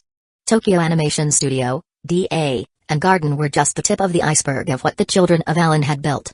However, this success came at a cost. His family became a high-profile target, which is why Mujio's father took his wife Nakui's surname, adopting the name Akifumi to conceal their true identity from the world and only some people who know it. Publicly, they appeared only as successful scholars who constantly traveled abroad, an image that helped hide their role in managing a global enterprise and explained why they were always so busy and rarely home. All of this was done so that Akifumi could live a normal life. For Mujio, This revelation would forever change how he saw his family. Nikui nodded. You have a point. We'll tell him when he's a bit older. By the way, how's your doing over there? Has she been able to keep things under wraps from Mugio? Mugio father suddenly inquired. I'm not sure if she's managed to keep things hidden, but she seems to be enjoying herself over there. That's good to hear. Mugio father nodded approvingly. After all, they had taken her in with her brother as a child. Although, for some reason, as she grew older, she started developing in an unexpected direction. But as long as she was happy, that was all that mattered. Have you thought of an excuse this time? Nikui asked. Can't you come up with one for a change? Mugio father replied, exasperated. Every time I have to make something up, I feel like the kid is already getting suspicious. If I do it, we'll get exposed even faster. Akifumi shook his head and dropped the topic. By the way, Mugio's manga series are unexpectedly well received on foreign country as well. In such a short time, each volume is already approaching 1 million sales. Well, of course. He's our son, after all. Nikui said proudly. Wasn't this the same woman who was sobbing like a child when she got emotionally wrecked by those very same manga? Mugio father wisely chose not to say this aloud unless he wanted to get beaten up. Unaware of her husband's thoughts, Nikui sighed again. I just wonder how long we'll have to wait before we get to hold a grandchild. That escalated quickly. For once, Mugio father found himself on the same page. His eyes sparkled with anticipation. Hopefully, not too long. That way, even if Mugio refuses to take over the family business, our grandchild can. I'm still healthy and strong, I can hold out until then. Before Nikui could even respond, Akifumi added, of course, it ultimately depends on their own interests. If they're not interested, we won't force them. Having experienced a childhood devoid of freedom themselves, they didn't want their child to suffer the same fate. Since they were already managing the conglomerate's affairs, there was no need to expose Mugio with responsibilities and danger he didn't ask for. A happy and carefree childhood was far more important. The same would apply to their grandchildren. Otherwise, they wouldn't have gone to such lengths to keep the truth from him, let alone send him off to Japan in the first place. I don't think we need to worry about that. Nikui said with a different perspective. As long as he has more kids, at least one of them will probably be interested in the family business. Akifumi thought about it and nodded in agreement. After all, he had always been with just Nikui and their only son, Mugio. But their son? He wasn't exactly the most reserved person. From the information Mugio father had gathered, there were plenty of girls interested in him. They had only one son, and that made him a target. If they didn't hide the truth, others would hunt him down, seeking to exploit the family's wealth and power through him. Worse yet, he would never know if the relationship was genuine or just another scheme for profit. Inheriting the family businesses meant more than carrying on a legacy, it meant a life of constant calculation, where every decision revolved around gains and losses. For Mugio's parents, shielding him from this reality was the only way to protect his future.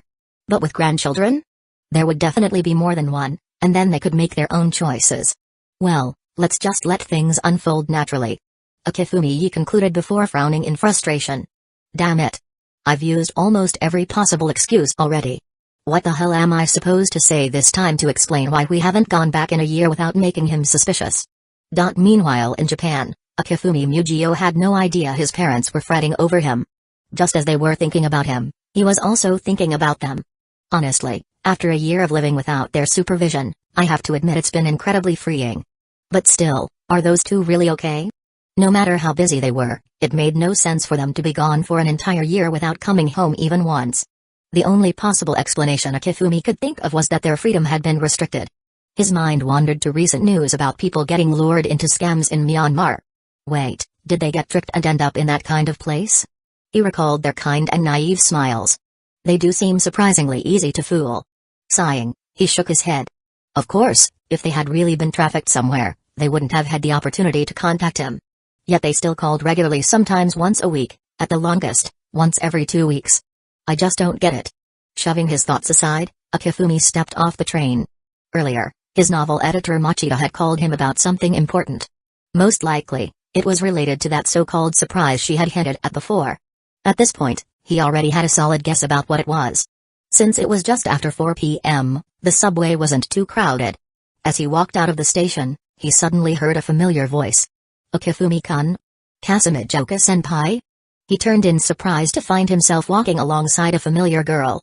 She was dressed in a simple gray short-sleeve top and a matching gray plaid skirt. Her legs, as always, were clad in sheer black stockings that carried an inexplicable allure. The last time they had seen each other was back at school before spring break. Back then, they had only exchanged a brief nod as a greeting. Now, 2 months later, she had entered university, her subtle makeup adding a touch of elegance and maturity to her already striking features. Chapter 214. There was no denying it when someone was beautiful, they looked stunning no matter what they wore. Akifumi withdrew his gaze and smiled. It's been a while, Kasumijoka-senpai. Kasumijoka Utaha snapped back to reality, returning his smile with a polite nod. It has been. Congratulations on getting into the University of Tokyo. Everyone at school is so proud of you. I'll gladly accept the congratulations, but... Are you sure that last part wasn't about yourself? Utaha smirked playfully. After all, compared to being a University of Tokyo student, isn't Warrior of Love and Hope Sensei is a much more impressive title? Not at all. Akifumi replied without hesitation. If you ever decide to enter politics, senpai, I'm sure you'll shine just as brightly. Compared to that, what I do just drawing some silly manga barely even counts as an achievement. If that's the case, then as a so-called mediocre novelist, I should be even lower on the totem pole. Utaha sighed. I've never once considered a career in politics. Faced with her flawless rebuttal, Akifumi could only offer a wry smile before tactfully changing the subject. Are you meeting with editor Machida today as well, senpai? Yeah, just the usual, letting her review my manuscript. Akifumi already knew who her editor was. Not because he had any special insider knowledge from being a transmigrator, but because he had once run into Machida Sanoko after discussing World End with her. You've been refining this new work for so long I can't help but look forward to it. Utaha let out a deep sigh. Honestly, I just wish I could be like you. Publishing independently, without having to follow my editor's every whim. Damn it. Whoever said this woman was just a sharp-tongued tsundere clearly hadn't met her. With flattery like that, even Akifumi was starting to feel a little self-conscious. Their casual conversation continued as they arrived at the publishing company's headquarters. Waiting at the entrance, Machida Sanoko caught sight of the two walking side by side and raised an eyebrow in surprise before greeting them with a teasing smile. Well, I never expected to see you two together like this. Together? Akifumi blinked and instinctively glanced at Utaha. The moment she processed Machida's words, a faint blush spread across her pale cheeks. Is this really the vocabulary level of an editor-in-chief, the one in charge of my work, no less? Utaha grumbled. Machida feigned innocence. What? Did I say something wrong? I'm suddenly feeling the urge to switch editors. Just a regular one will do. Wisely deciding not to involve himself in their banter, Akifumi simply smiled and observed from the sidelines. Machida coughed. Now, don't be so dramatic, she said, motioning for them to follow her inside. Come on, let's head up. Once inside the company's guest lounge, Machida asked, what would you like to drink? Coffee. Utaha answered. Just water for me. Akifumi replied. Machida chuckled. You really are health conscious, Akifumi-sensei. You always just get water when you come here.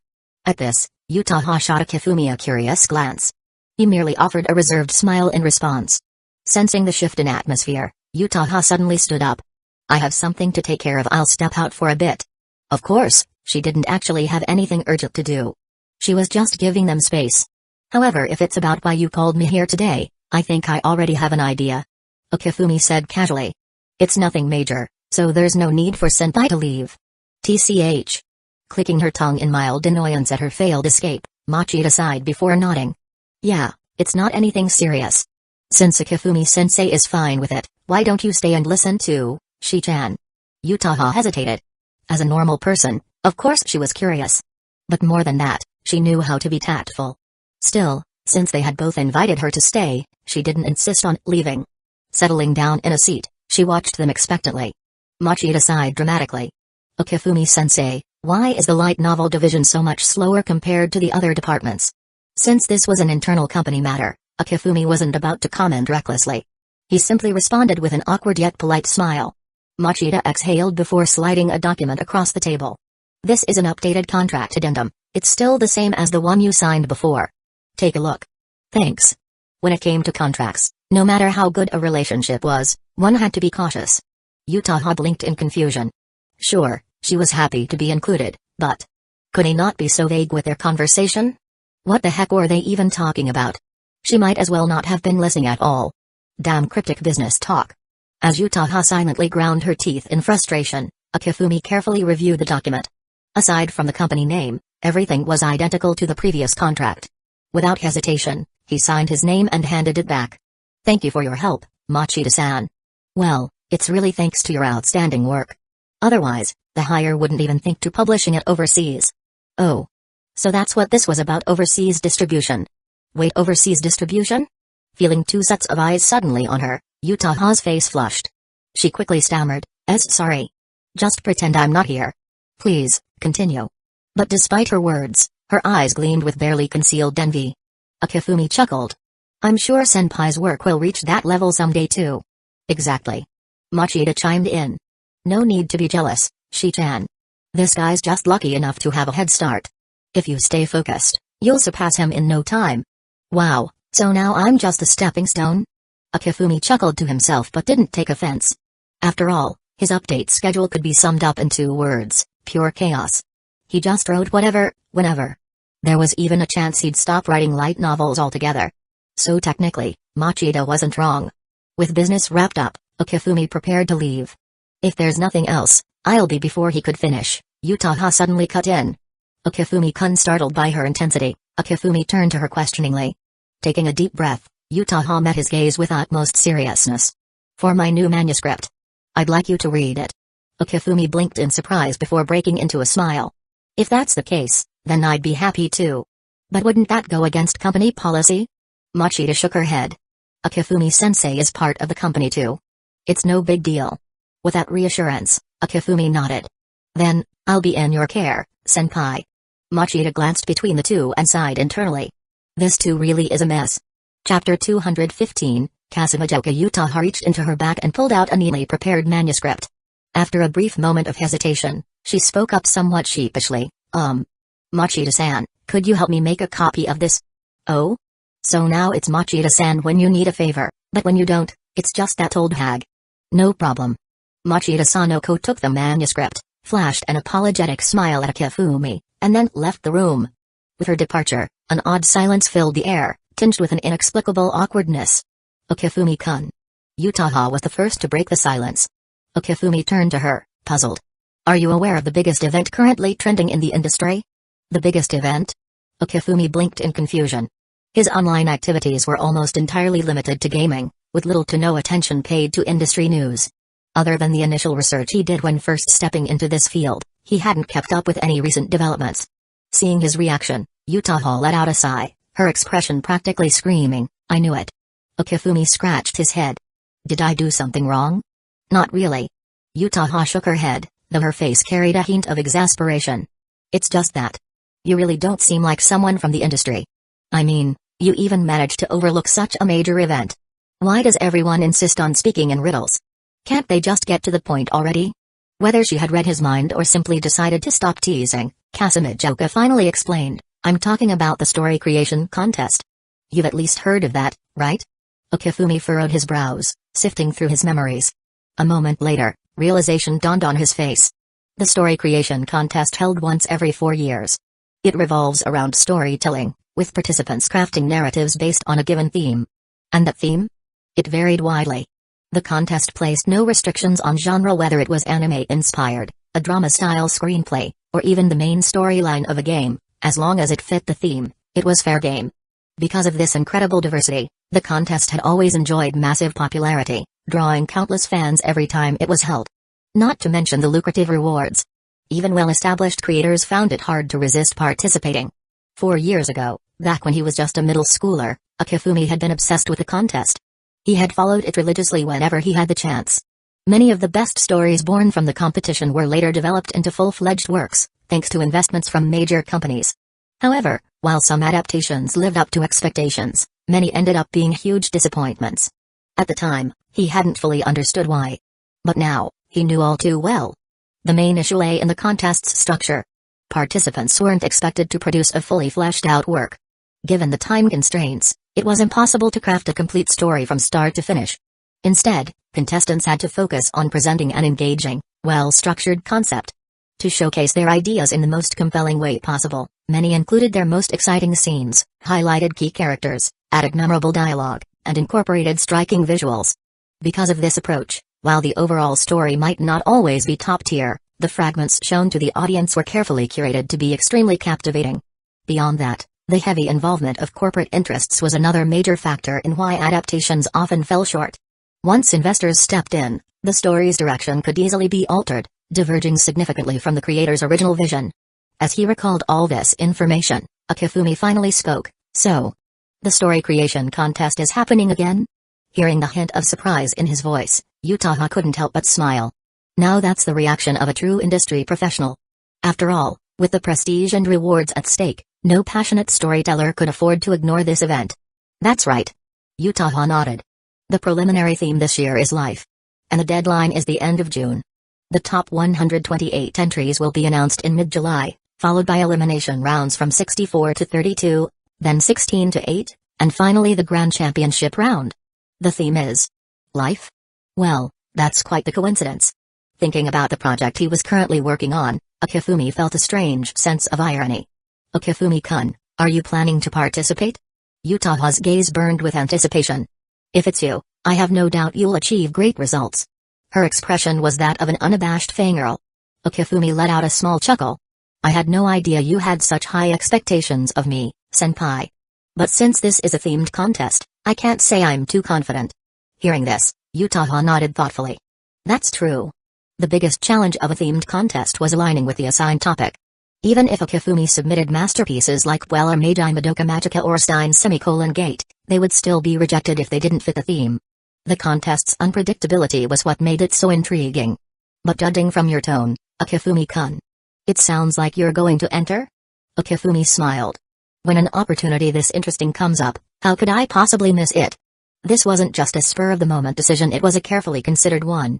His serialized works, World End and Your Lie in April, were still running in magazines, while Mangaka Kill was already published as a standalone volume. Given this workload, launching another full-length manga series anytime soon was unrealistic. But this contest? It presented a unique opportunity. By participating, he could boost his popularity and expand his fan base. A higher profile meant increased sales for his existing works. And if his new contest piece turned out to be a hit, demand from fans could potentially fast-track its adaptation. Even setting all of that aside, the grand prize alone was worth hundreds of millions of yen. Winning would cement his industry status, allowing him to negotiate better publishing terms. With so many benefits, why would he ever pass up this chance? Sure, the competition would be tough, but that was what made it exciting. After all, isn't that what storytelling is all about? Chapter 216, TCH. Am I interrupting your little moment here? The door swung open from the outside, revealing Machida Sanoko, who clicked her tongue in annoyance. She glanced at the two, who had somehow gotten closer than when she had left the room. The displeasure on her face likely stemmed from memories of her own youth being stirred by the scene before her. Cough, cough. Kasumidoka Utaha choked on her coffee, caught off guard. For a guy, moments like these were usually a win, but unnecessary misunderstandings were best avoided. Akifumi chuckled and clarified, "You're mistaken. We were just discussing the upcoming story creation contest." "Oh, that." Machida's eyes lit up in realization, then she smiled. "Come to think of it, our company is actually one of the sponsors." "Seriously?" "Yes, but as a sponsor, we have no involvement in the competition's proceedings or theme selection. So if you were hoping to gather some insider information, Akifumi-sensei, I'm afraid you'll be disappointed." Akifumi rolled his eyes. "Do I look like that kind of person?" "My apologies," Machida said with a sheepish smile. "I just couldn't help but recall some past experiences, which made me react a bit strongly." Hearing about the contest brought back memories of 4 years ago, before she became an editor-in-chief. Back then, several authors she managed participated in the event. Once they learned she had no insider information to offer, they switched to another publishing house within a month or two. That was when she decided to stop treating every author under her care equally. Shaking off those thoughts, Machida grinned. "If you're planning to participate, Akifumi-sensei, this year's contest is bound to be exciting." Akifumi rolled his eyes again. "You're overestimating me." "Overestimating?" Considering that he had created works like Madoka Magica, World End, Stein's Gate, Anohana, and Your Lie in April, there was no way that was an overstatement. In fact, any of those stories could have easily won the championship if they matched the contest's theme. But rather than pressing the point, Machida simply shook her head and changed the subject. "Alright, enough small talk." She handed over a manuscript. "Here's Shi-chan's draft, Akifumi-sensei. Then I won't hold back." Okifumi took the manuscript and immediately began reading. Seeing this, Machida also found a seat and started reviewing her own copy. Meanwhile, Utaha, who had been nonchalant moments ago, suddenly tensed up. Her fingers unconsciously clenched the hem of her skirt under the table. With every turn of the page, time had never felt this agonizingly slow. An hour later. Okifumi let out a satisfied sigh as he set the manuscript down. Machida followed suit almost simultaneously. Well? Utaha asked anxiously. Okifumi glanced at Machida, clearly signaling that this was the editor's role to judge, not his as an outsider. It's amazing. I'd even call it perfect. Machida said, giving Utaha a thumbs up. You can publish it anytime. Phew. Hearing such affirmation, Utaha finally relaxed. Her tense expression softened, and her whole body unwound. But what does Okifumi-kun think? She asked expectantly. What kind of response would he give? Would he recognize her effort? In this moment, Utaha was like a girl yearning for her idol's approval. It's absolutely captivating. As a reader, I couldn't help but be completely immersed in it. Okifumi said with a smile. As expected of senpai, even I'm not confident I could surpass this. Utaha's face lit up with joy, but she quickly pouted and shot him a playful glare. You're just trying to flatter me. Flattery? That's not something I do. As a writer, I'm fully aware of the gap between my work and world end. She admitted. Okifumi shook his head. Different genres have their own fitting styles. If your novel had the same tragic tone as World End, that would be downright terrifying, wouldn't it? This novel, which focuses on heartwarming romance, is undoubtedly an outstanding work in its genre. Even I have a lot to learn from it. At the very least, the first volume is at that level. At some point, a faint blush had appeared on Utaha's cheeks. Avoiding his gaze, she shyly muttered, I see. Sorry for misjudging you earlier. Okifumi simply smiled. It's fine. TCH. Machida frowned. How did a manuscript review turn into a romantic scene? This sickeningly sweet atmosphere. The stench of romance is unbearable. Still, as someone committed to being a supporting character, she delivered the perfect assist. Just as Okifumi-sensei said, there's no doubt about the quality of this work. So, Shi-chan, you should have more confidence in yourself. Understood. Utaha nodded seriously, then looked at them with gratitude. Thank you both so much. Machida rolled her eyes. I am your editor. This is my job, you know. Okifumi waved dismissively. I didn't do much. Just shared my thoughts after reading it. If anything, I should be the one thanking you two for letting me experience such a great story. Saying that, Okifumi checked his phone. 11:28 a.m. With an apologetic smile, he said, it's already this late. If there's nothing else, I should be heading out. Oh? How about lunch together? Machida suggested. Utaha also looked at him expectantly. I already told my family I'd be home for lunch. They're probably almost done preparing it. Okifumi smiled apologetically. To make it up to you both, how about I treat you next time? I'll be looking forward to a feast then. Machida grinned playfully. Utaha smiled as well. Then, I'll be eagerly awaiting your invitation, Okifumi-kun. Chapter 217, Returning home took a bit longer than expected. After finishing lunch, Okifumi went straight to his room, opened the official website for the story creation contest, and reviewed the competition rules from previous years. The main rules remained unchanged, with only minor clarifications in certain areas. For Okifumi, these details were insignificant. As for the grand prize of 1 million yen, that was just a trivial bonus. Okifumi wasn't in this for money. As a creator, his sole motivation was to bring stories to life and share them with the world. Rewards were secondary. Closing the website, he opened a blank document on his computer and fell into deep thought. Unlike his usual creative process, this contest required contestants to write a script based on a given theme. In contrast, his past works were either direct adaptations of vivid memories or stories constructed from visualized scenes in his mind. But script writing was different. The setting, character profiles, and fundamental world building needed to be explicitly outlined before expanding into detailed storylines. The key was to weave intricate, interconnected narrative threads that bound characters and events together, the backbone of the story itself. This wasn't something he could just dive into and start writing episodically. If he presented a fully fleshed out script from the get-go, it would raise eyebrows. People would suspect insider leaks or even foul play. At worst, he might end up dissected in a lab somewhere. Though the preliminary round allowed ample time for contestants to flesh out their scripts, later stages would impose strict deadlines. Once he reached the top 128, he would have to write scripts based on assigned prompts within limited timeframes. He couldn't afford to rely on his usual approach. He needed to adapt. Thus, this preliminary round was not just a challenge but also a valuable opportunity, a chance to refine his method, summarize his ideas, and familiarize himself with script writing. The contest's preliminary theme was life. A broad topic, offering countless possibilities. For many, selecting the right angle would be a struggle. But Akifumi already had a perfect story in mind, one that resonated deeply with the theme. All that remained was to present it in a way he had never attempted before. Where should I start? Akifumi mused. Should he begin with character profiles and their individual backstories? With nearly a dozen major characters, that would be a headache.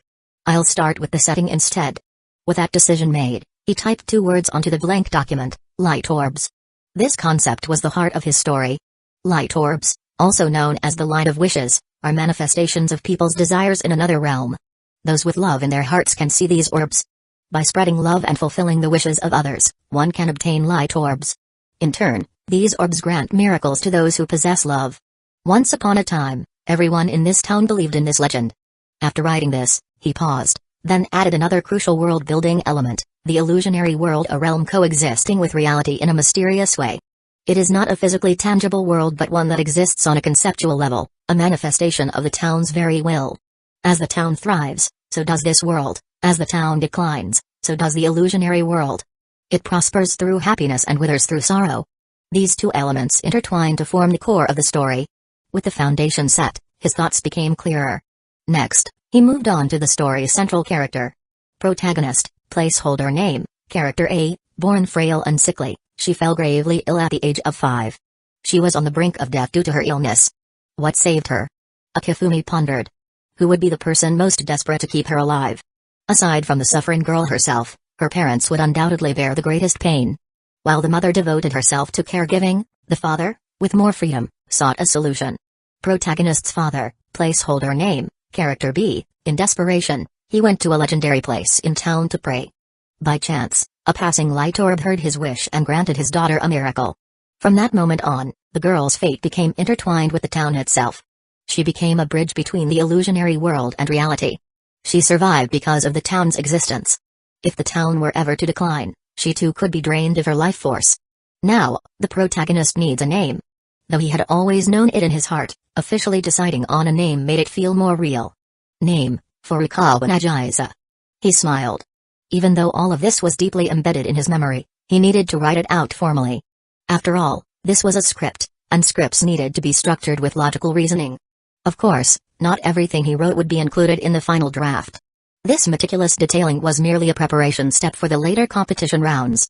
To fool others, he had to first fool himself. Success may come in the short term, but with such a fragile foundation, disaster is inevitable. Clashing elements of water and fire create an unstable fate. It may bring unexpected misfortune, leading to loss of wealth or even life. A destiny plagued by uncertainty and danger. Akifumi leaned back, staring at the screen. This was just the beginning. Chapter 218, time flows on, and the scenery outside the window shifts from bright daylight to the darkness of night. After dinner, the once empty document on Akifumi's screen was now filled with dense text. However, the main storyline had yet to begin. It wasn't that he had been slacking off. Instead, he had been meticulously crafting character settings, backstories, and the structure of key plot lines, especially the most crucial aspect of the entire narrative, the 13 glowing orbs that connected the entire story.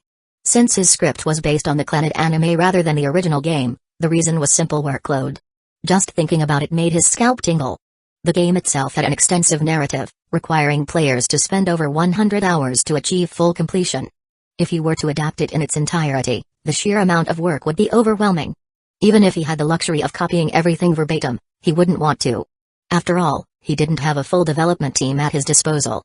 A small-scale game like The Witch's House could be developed solo without much trouble. But a visual novel like Clannad? That was a completely different beast. In the game version of Clannad, there were 14 light orbs. However, one was consumed when Fuko made her wish, triggering the orb disappearance event. If this event occurred, only 7 orbs were needed to unlock the after-story arc. Without experiencing Fuko's wish, 8 orbs would be required. Due to time constraints, the anime adaptation simplified this. Even without Fuko's event, the after-story still began with just 7 light orbs. These 13 orbs were the core of the story, and only by collecting all of them could one reach the true ending. In the final moments of the tale, the illusionary world collapses. It is because of these 13 light orbs that time is rewound, taking us back to the moment 5 years prior Nagiza Furukawa's childbirth. With the orbs replacing her fate, she no longer suffers a tragic death during labor. Phew. Looking at the text he had painstakingly structured throughout the day, Akifumi let out a deep sigh. I didn't think writing this would be this difficult. Characterization, for instance, wasn't something that could simply be described in text. Instead, it had to be subtly revealed through the story itself.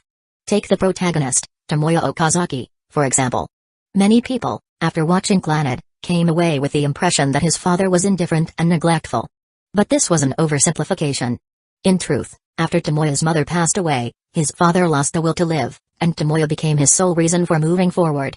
However, as Tomoya grew older and gained independence, his father, having lost his purpose, fell into despair. This was explored in depth in Clannad, after story.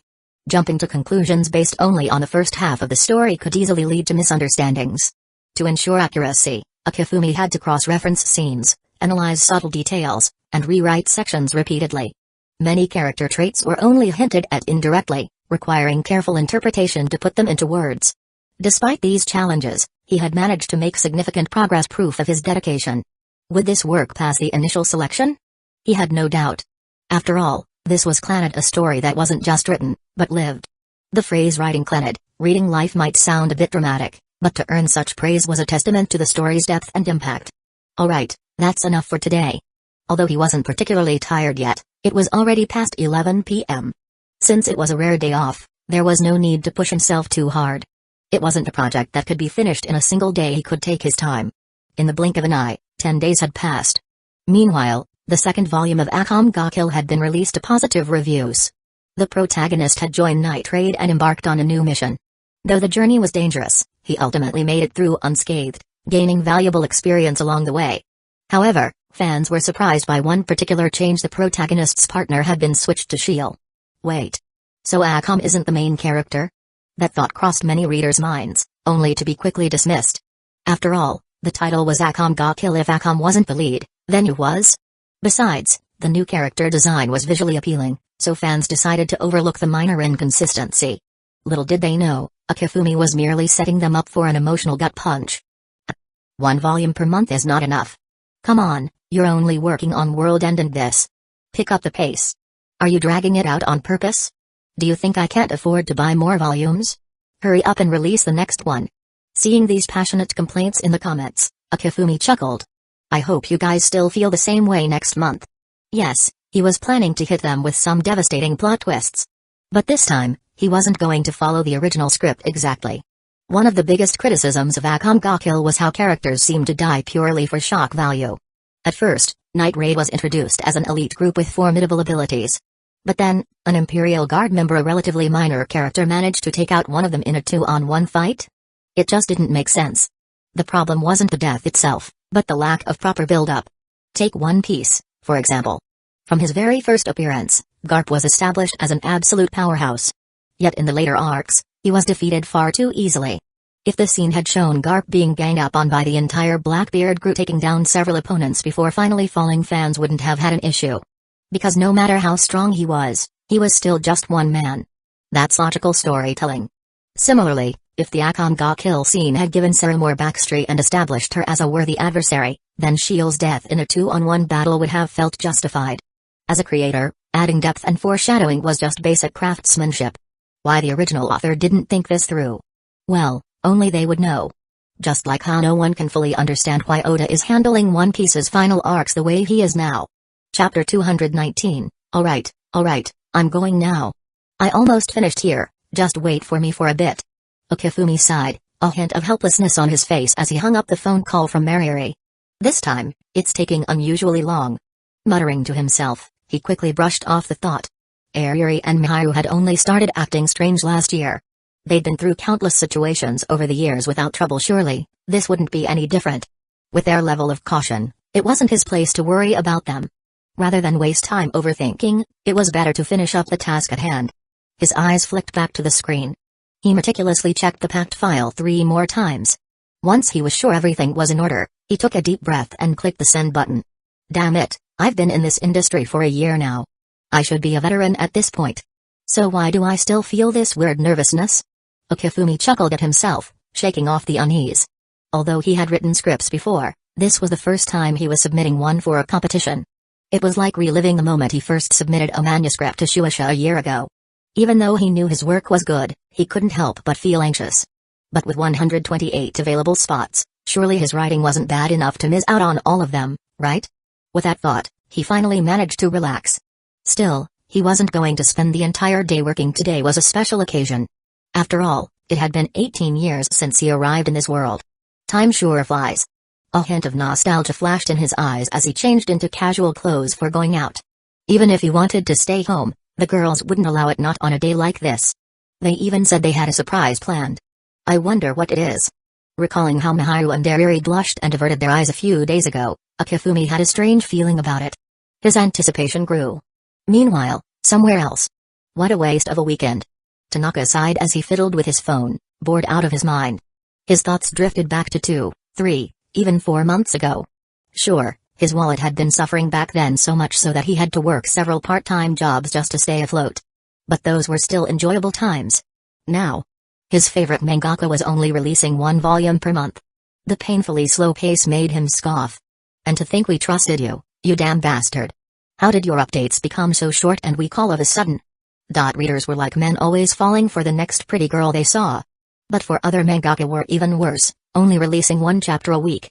It was like they were scraping words out from between their teeth. After getting used to Akifumi's feast-like releases several volumes at once, how could he go back to nibbling on breadcrumbs? It's not even enough to make me take my pants off. Suddenly, a message popped up in the Love and Hope Enthusiasts chat group. Damn. Sensei is stirring up trouble again. Tanaka's eyes sharpened. At the sight of the word stirring up trouble. He didn't feel fear, he felt excitement. Everyone knew that if a celebrity got involved in trouble, they were probably doomed. But if it was the old thief? There were only 3 possibilities: new work, new work, new work. His heart pounded, his hands trembled. Rather than rely on hearsay, he had to see it with his own eyes. But nothing? Tanaka blinked in confusion at his screen. The SNS account Warrior of Love and Hope still had its latest post from late May, the one promoting ACOM. Everyone knew that whenever the old thief stirred up trouble, he would post about it. No updates meant one thing: he wasn't stirring up anything. Tanaka's anger skyrocketed. His weekend was already miserable, and now some liar was messing with him? Unacceptable. Back in the chat, more messages flooded in. No update, and you say Sensei is up to something? Do you think lying about this is funny? Admin, I suggest kicking this guy out. Tanaka's fury cooled down at the sight of the mob's reaction. Glad to see everyone's on the same page. Still, it wouldn't feel right if he didn't join in. Just as he was about to send his own elegant and refined criticism, the so-called liar sent another message. Attached was a screenshot. Below it was a caption. Screenshot, title, Claned. Author, Warrior of Love and Hope. Guys, I swear I'm not making this up. Just look at the author's name. With how famous the old thief is, who else would dare impersonate him? Could it be? Tanaka was stunned. Without hesitation, he deleted the message he had been typing and immediately sent a new one. Where did you see this? When? The chat exploded. Did I wake up too fast? Is this real? Unforgivable. Sensei, how dare you keep this from us? Link. Now. Don't make me beg. Admin has enabled slow mode. Admin, calm down, everyone. You're spamming too fast. Let the guy speak. Now that I've silenced everyone, tell us everything. A minute passed. Admin? Where did he go? Damn it, say something already. I can't take this anymore. I'm about to shave my head right here. Another minute passed. Admin, big bro, please. Just tell us. I was too loud earlier, I'm sorry. Forgive me, I beg you. Tanaka stared at the messages, frustration building. Everyone was desperate for information, which was understandable. But at least unmute him first, you idiot admin. Chapter 220, a few minutes later. The group admin has lifted the mute. Admin, ahem, my bad, my bad. If an apology was enough, we wouldn't need the police. All that wasted time. How are we supposed to? Mute warning.jpg. No worries, no worries. Mistakes happen. Totally understandable. Brother, are you still there? We need answers. Urgently. Faced with the oppressive tyranny of the admin, the group members all played along, pretending nothing had happened. And after all the summoning and pleading, the guy who started it all finally responded. Go to the Story Creation Contest official website and search for entry number 60,285.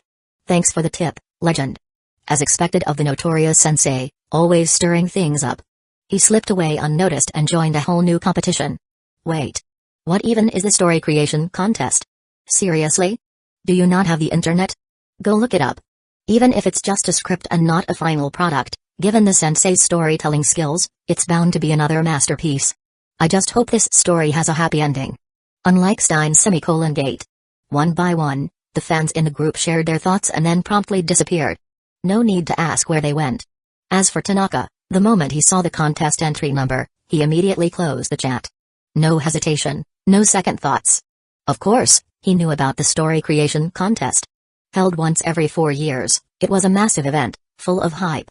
The extravagant prize pool drew attention from both inside and outside the industry. For professionals, it was a golden opportunity to earn fame and fortune. For the audience, it was a chance to witness groundbreaking stories and see which lucky soul would claim the grand prize. On top of that, the TV show based on the contest was a ratings juggernaut, always topping the charts the year it aired. Then again, the fact that it only aired every 4 years played a big role in that. Even the most delicious food would get boring if you ate it every day. But if you had to wait years between bites, you'd crave it like crazy. As for the other reasons behind its success, Tanaka wasn't an industry expert, so he couldn't say. All he knew was that he loved the show. That was enough. Since the contest attracted countless submissions, and most were amateur entries made for fun, the overall quality varied wildly. That's why Tanaka never paid much attention before. Some people enjoy sifting through a sea of average works to find hidden gems. Others prefer to dive straight into the main event. Tanaka was the latter. Besides, as a student, he didn't have the luxury of time to waste on filtering through entries. Back to the point. Following the instructions from the group, he quickly found the entry titled Clannad. After confirming the author's name, Tanaka couldn't help but grumble, "Sensei. Pulling stunts like this without telling us? Do you have any idea how long we've been suffering, waiting for your updates? So what if it's just a script? Do you doubt our loyalty?" Despite his complaints, Tanaka had no intention of spreading the word. Instead, he clicked on the story immediately. Tomoya Okazaki, protagonist, attends a private high school. A delinquent. Lost his mother in an accident at a young age and now lives with his father. Nagisa Furukawa, heroine. Fell seriously ill at 5 and nearly died. Weak constitution. A year older than the protagonist but had to repeat a grade. Meets Tomoya under the falling cherry blossoms. The moment Tanaka saw the word serious illness, his forehead twitched. A blonde girl immediately came to mind. Once again, a terminal illness subplot. Just like your lie in April? Tanaka's head started throbbing. No way. Not again? He grimaced at the screen. Sure, Your Lie in April was an incredible story. Kausai was saved by Corey's influence, but in the end, she's still just thinking about it filled him with overwhelming regret. The contest's theme is life. So it's not impossible for it to follow a similar pattern. The notorious sensei's works always took different approaches, but that didn't mean he wouldn't reuse a heartbreaking formula someday. As a devoted fan, Tanaka was rational and mentally prepared. Well, let's just read it first. With that thought, he kept going. Kotomi Akinos, Tomoya's childhood friend. A genius girl. Lost both parents at a young age. Fuko Ibuki, a first-year student who spends all her time carving wooden starfish in the art room. Eccentric. Loves daydreaming about her wild fantasies. Awkward in social situations. Tomoyo Sakagami, a former delinquent. Insanely strong in fights. So powerful, people call her the martial emperor. Kyowa Fujibayashi. By the time he finished reading through 10 detailed character profiles, Tanaka rubbed his temples. This time, Sensei is going all in. He wasn't an expert, but after reading so many stories over the years, he had a good sense of things. So many characters.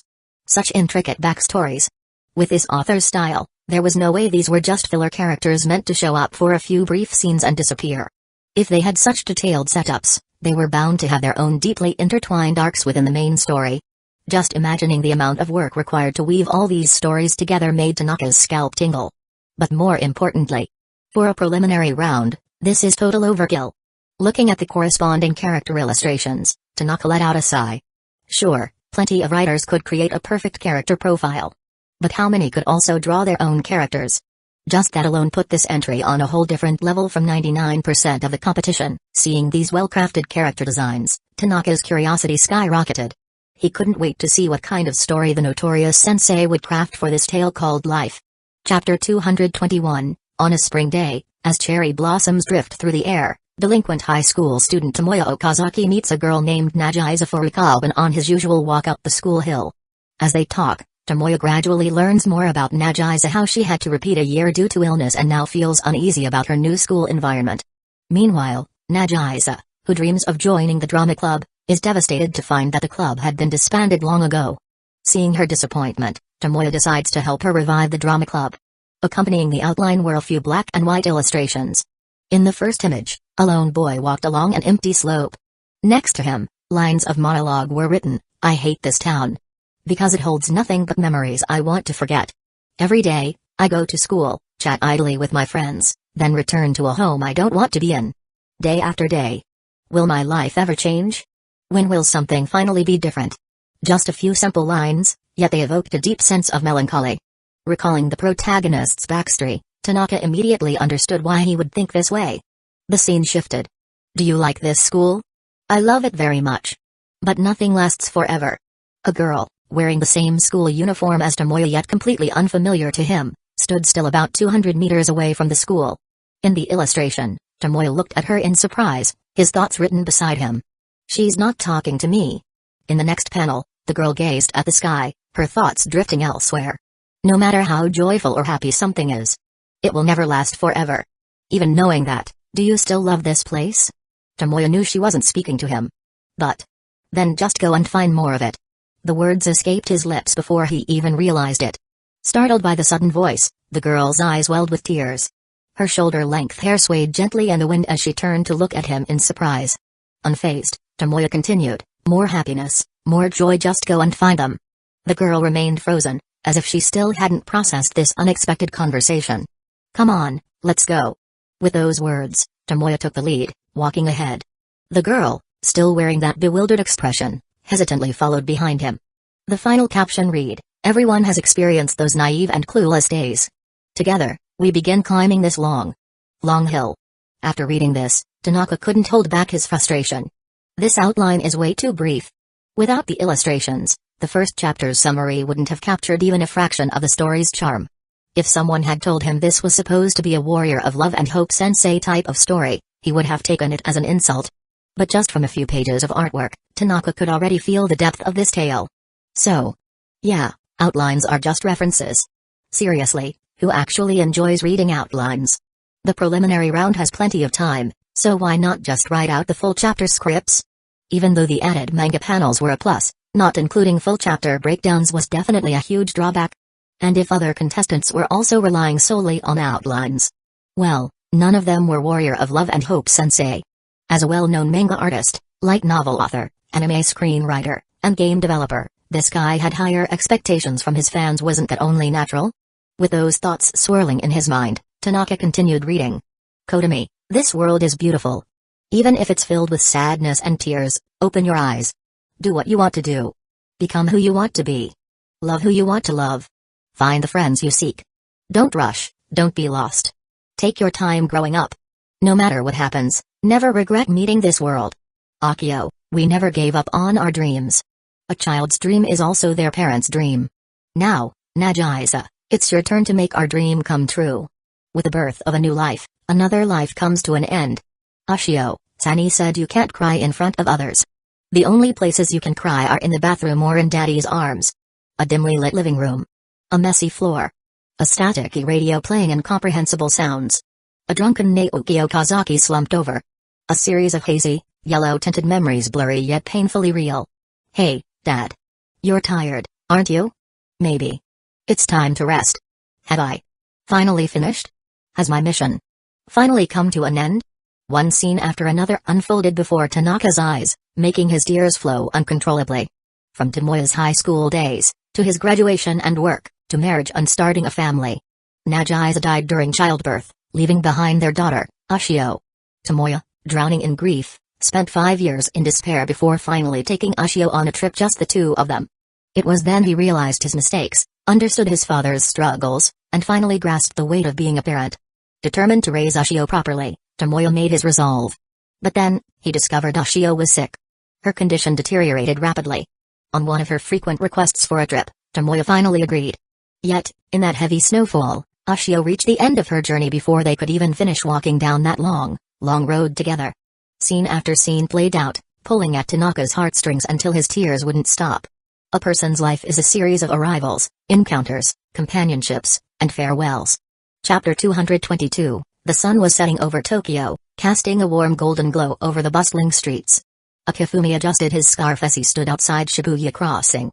While Akifumi account is under fire full of people complaining about his latest work, Akifumi was now on the way going on a date. He glanced at his watch 12:02 p.m. In the distance, he spotted Miharu and Ariri already waiting for him. Mujio-kun. A soft, melodic voice called out. He turned to see Miharu approaching, her blonde hair shimmering under the sunlight. She wore a simple yet white dress that hugged her figure perfectly, her usual serene smile gracing her lips. "You're late," she said, her tone teasing but gentle. Before he could respond, another voice chimed in sharp and full of energy. "Mujio. You've got making girls wait for you, huh?" Ariri strutted up, her blonde twin tails swaying with each step. She was dressed in a stylish outfit that perfectly blended her British heritage with Japanese street fashion: a plaid skirt, a blue jacket. Her hands rested on her hips, her trademark pouting face plastered across her face. Akifumi scratched the back of his head, laughing nervously. Sorry, the train was packed, and I got stuck behind a group blocking the way, so I had to take another route." Miharu giggled softly, her eyes crinkling with amusement. "It's okay, Mujio-kun. We're just happy you're here." Akifumi felt his cheeks warm. Even after all this time, Miharu's kindness never failed to put him at ease. "Thanks, Miharu. You look beautiful in that dress." Is that so?" "Thank you, Mujio-kun." Miharu smiled happily at his compliment. Ariri snorted. "Don't forget about me. I'm the one who planned this whole date, you know." Miharu stepped between them, raising her hands. Now, let's not fight. We're here to celebrate Akifumi-kun's birthday, remember?" Akifumi grinned. "Right. So, what's the plan, Ariri?" She crossed her arms, her smirk returning. "Well, first, we're hitting that new crepe place everyone's been talking about. Then, we'll figure out the rest later." Akifumi chuckled. "After all that confidence, you still don't have a full plan, huh?" Ariri groaned. Shut up. Come on, Miharu, let's go, we've got a whole day to enjoy." "Wait, Ariri." Miharu called, her eyes widening as she hesitated, torn between Ariri's playful energy and her own fondness for Akifumi. Seeing the silent plea in Miharu's eyes, Akifumi sighed and followed them. The soft hum of conversation filled the cozy crepe cafe nestled in a quiet corner of Tokyo. Sunlight filtered through the large windows, casting a warm glow over the wooden tables and pastel-colored decor. Outside, the gentle bustle of the city continued, but within the cafe, time seemed to slow down. Sitting at a small round table near the window were three individuals: Akifumi, Shina Miharu, and Sawamura Spencer Ariri. Each wore different expressions as they faced a delicate array of freshly made crepes arranged elegantly on porcelain plates. Akifumi leaned back slightly, a teasing smile tugging at his lips. "To think you'd know a place like this," he said, glancing at Ariri. "You're the one who picked this spot, weren't you?" "Of course." Ariri huffed, flipping one of her blonde twin tails over her shoulder. "This cafe is well known among creators. This place also had once adapted an anime movie before. The ambience is perfect, and the food is excellent. You should be thanking me." "Oh? Is that so?" Akifumi leaned forward, resting his chin on his hand. "Or maybe you just wanted an excuse to gather references for your jinshai?" Ariri's face immediately flushed red. I just thought it would be a nice change of pace." Akifumi chuckled. Right. Whatever you say, egoistic Lily-san." Shut up." Ariri grumbled, stabbing at her crepe with unnecessary force. Miharu, who had been silently observing their exchange, let out a small sigh. "You shouldn't tease her so much, Mujio-kun." Akifumi turned to Miharu, his smile widening. "But it's so much fun. Don't you think she looks cute when she's flustered?" Miharu blinked, a faint blush dusting her cheeks. "That's beside the point." Ariri, still recovering from embarrassment, muttered under her breath before attacking her crepe again. "Ugh." In contrast, Miharu had already begun eating with her characteristic grace, her delicate hands carefully holding a slice of her chocolate-drizzled crepe. She took small, measured bites, maintaining her elegant composure. "So, what do you think?" Akifumi asked, turning to Miharu. "Good, right?" She nodded without hesitation. "Yes. The balance between the cream and fruit is perfect." Akifumi smiled. "See, Ariri? You made an excellent choice." Ariri rolled her eyes. "I never said the food was bad. It's just I feel like people are staring. She wasn't entirely wrong. The trio did attract attention. Okifumi, as a well-known mangaka since his signing event, couldn't easily blend in. Combined with Eriri's striking blonde twin tails and Miharu's ethereal beauty, they made an unusual but captivating group. It doesn't matter what people think, Miharu said calmly. Food is meant to be enjoyed. I know that. Eriri mumbled, poking at her crepe again. Okifumi chuckled, deciding to change the subject before Eriri combusted. So, Eriri, since you chose the cafe, do you have plans for where to go next? Eriri perked up immediately, her earlier frustration replaced by a smug expression. Actually, yes. We're going to Akihabara. Oh? Okifumi raised an eyebrow. I thought you'd prefer somewhere more refined, like an art gallery or museum. Eriri huffed. I love art, but Akihabara has everything. Manga, anime merch, gen stores, and most importantly arcades. Okifumi finished, smirking. TCH, obviously. Eriri crossed her arms. I need my rematch against you. Miharu tilted her head slightly. Akihabara? I've never been there. I'd love to visit sometime. You've never been? Eriri asked, surprised. Remembering what Okifumi had shared about Miharu's strict parents, she felt a pang of sympathy for her friend. A brief silence fell over the table. Miharu stared at her half-eaten crepe, her usual serene expression faltering for just a moment. The mention of never visiting Akihabara seemed to have reminded her parent. Eriri's sharp eyes didn't miss this. She fidgeted with her fork before suddenly slamming her hands on the table, making the plates clatter. Alright, that's it, she announced, startling both Miharu and Okifumi. Eriri? Miharu blinked up at her. We're not just going to Akihabara, Eriri declared, her voice unusually earnest. We're going to do everything. The arcades, the maid cafes, the gin shops, especially the gin shops. She pointed dramatically at Miharu. And you're going to try Purikura for the first time. Miharu's eyes widened. But this is from Yugi no Buts. Eriri plowed on, her cheeks slightly pink. I'll even let you pick out a stupid matching charm for our phones or whatever girls do. She crossed her arms and looked away. I mean, if you want to. Okifumi watched in amusement as Eriri's usual tsundere act crumbled under genuine concern. He chimed in, It's okay Miharu, it sounds like Eriri's planning the ultimate Akihabara experience for you. Miharu looked between them, her lips trembling slightly before breaking into a soft, genuine smile, the kind that reached her eyes. Thank you, Eriri and Mujio-kun. That sounds really wonderful. Eriri's face burned crimson. It's nothing special. Just. You shouldn't miss out on Japanese culture, that's all. She aggressively stuffed a bite of crepe in her mouth to avoid saying more. Okifumi caught Miharu's eye and gave her a warm, knowing smile. Then it's settled, Okifumi declared, stretching his arms. First, we finish these delicious crepes, then we explore the wonders of Akihabara. The streets of Akihabara were as lively as ever, lined with towering billboards featuring anime characters, neon-lit store signs, and cosplayers handing out flyers for themed cafes. Eriri led the way, her eyes sparkling with excitement as she took in the sights. See? Isn't his place amazing? Eriri said proudly, turning back to Okifumi and Miharu. You can find anything here. Miharu looked around, fascinated by the sheer energy of the district. It's certainly different from where I usually go. Okifumi chuckled. Yeah, I don't think normal part of Japan and Akihabara exactly go hand in hand. Miharu gave him a light pout. Are you implying I don't belong here? Not at all. Okifumi grinned. If anything, the contrast makes you stand out more. Though I wouldn't mind seeing you in that maid costume from the school festival again. That was a sight to behold. Miharu's cheeks reddened slightly, and she looked away. You always say the most embarrassing things. Only because your reactions are adorable. Okifumi teased. Eriri groaned. Can you focus? This is sacred ground. Okifumi laughed. Fine, fine. Where to next, leader? Eriri smirked. The arcade, of course. Time to show off my skills. They entered one of Akihabara's largest arcades, filled with flashing lights and the sound of buttons being rapidly pressed. Eriri wasted no time rushing to the fighting game section, determined to prove her prowess. Alright, Okifumi. Let's see who's better. Eriri declared, selecting her character. Okifumi smiled confidently and picked his own.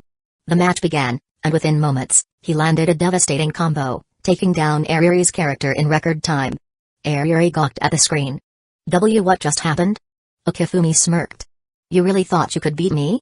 You still need 500 more years to defeat me. TCH. That was just a fluke. One more. One rematch turned into several, and each time, Akifumi emerged victorious. Miharu, watching from the sidelines, couldn't help but giggle. "You're surprisingly competitive, Ariri," Miharu said, covering her mouth politely. Ariri slumped over the arcade machine. "This is so unfair." Akifumi patted her head. "Don't be too hard on yourself. You're cute when you pout like that." Ariri swatted his hand away, face red. "Ugh, I hate you." Miharu smiled softly. "You two really do get along well." Akifumi turned to Miharu, his teasing nature kicking in again. "Want to have a turn? Maybe I'll go easy on you." Miharu narrowed her eyes playfully. "I don't need you to go easy on me." "Oh?" Akifumi smirked. "Then let's see what you've got." As the match began, Akifumi couldn't help but think this was turning out to be a perfect day.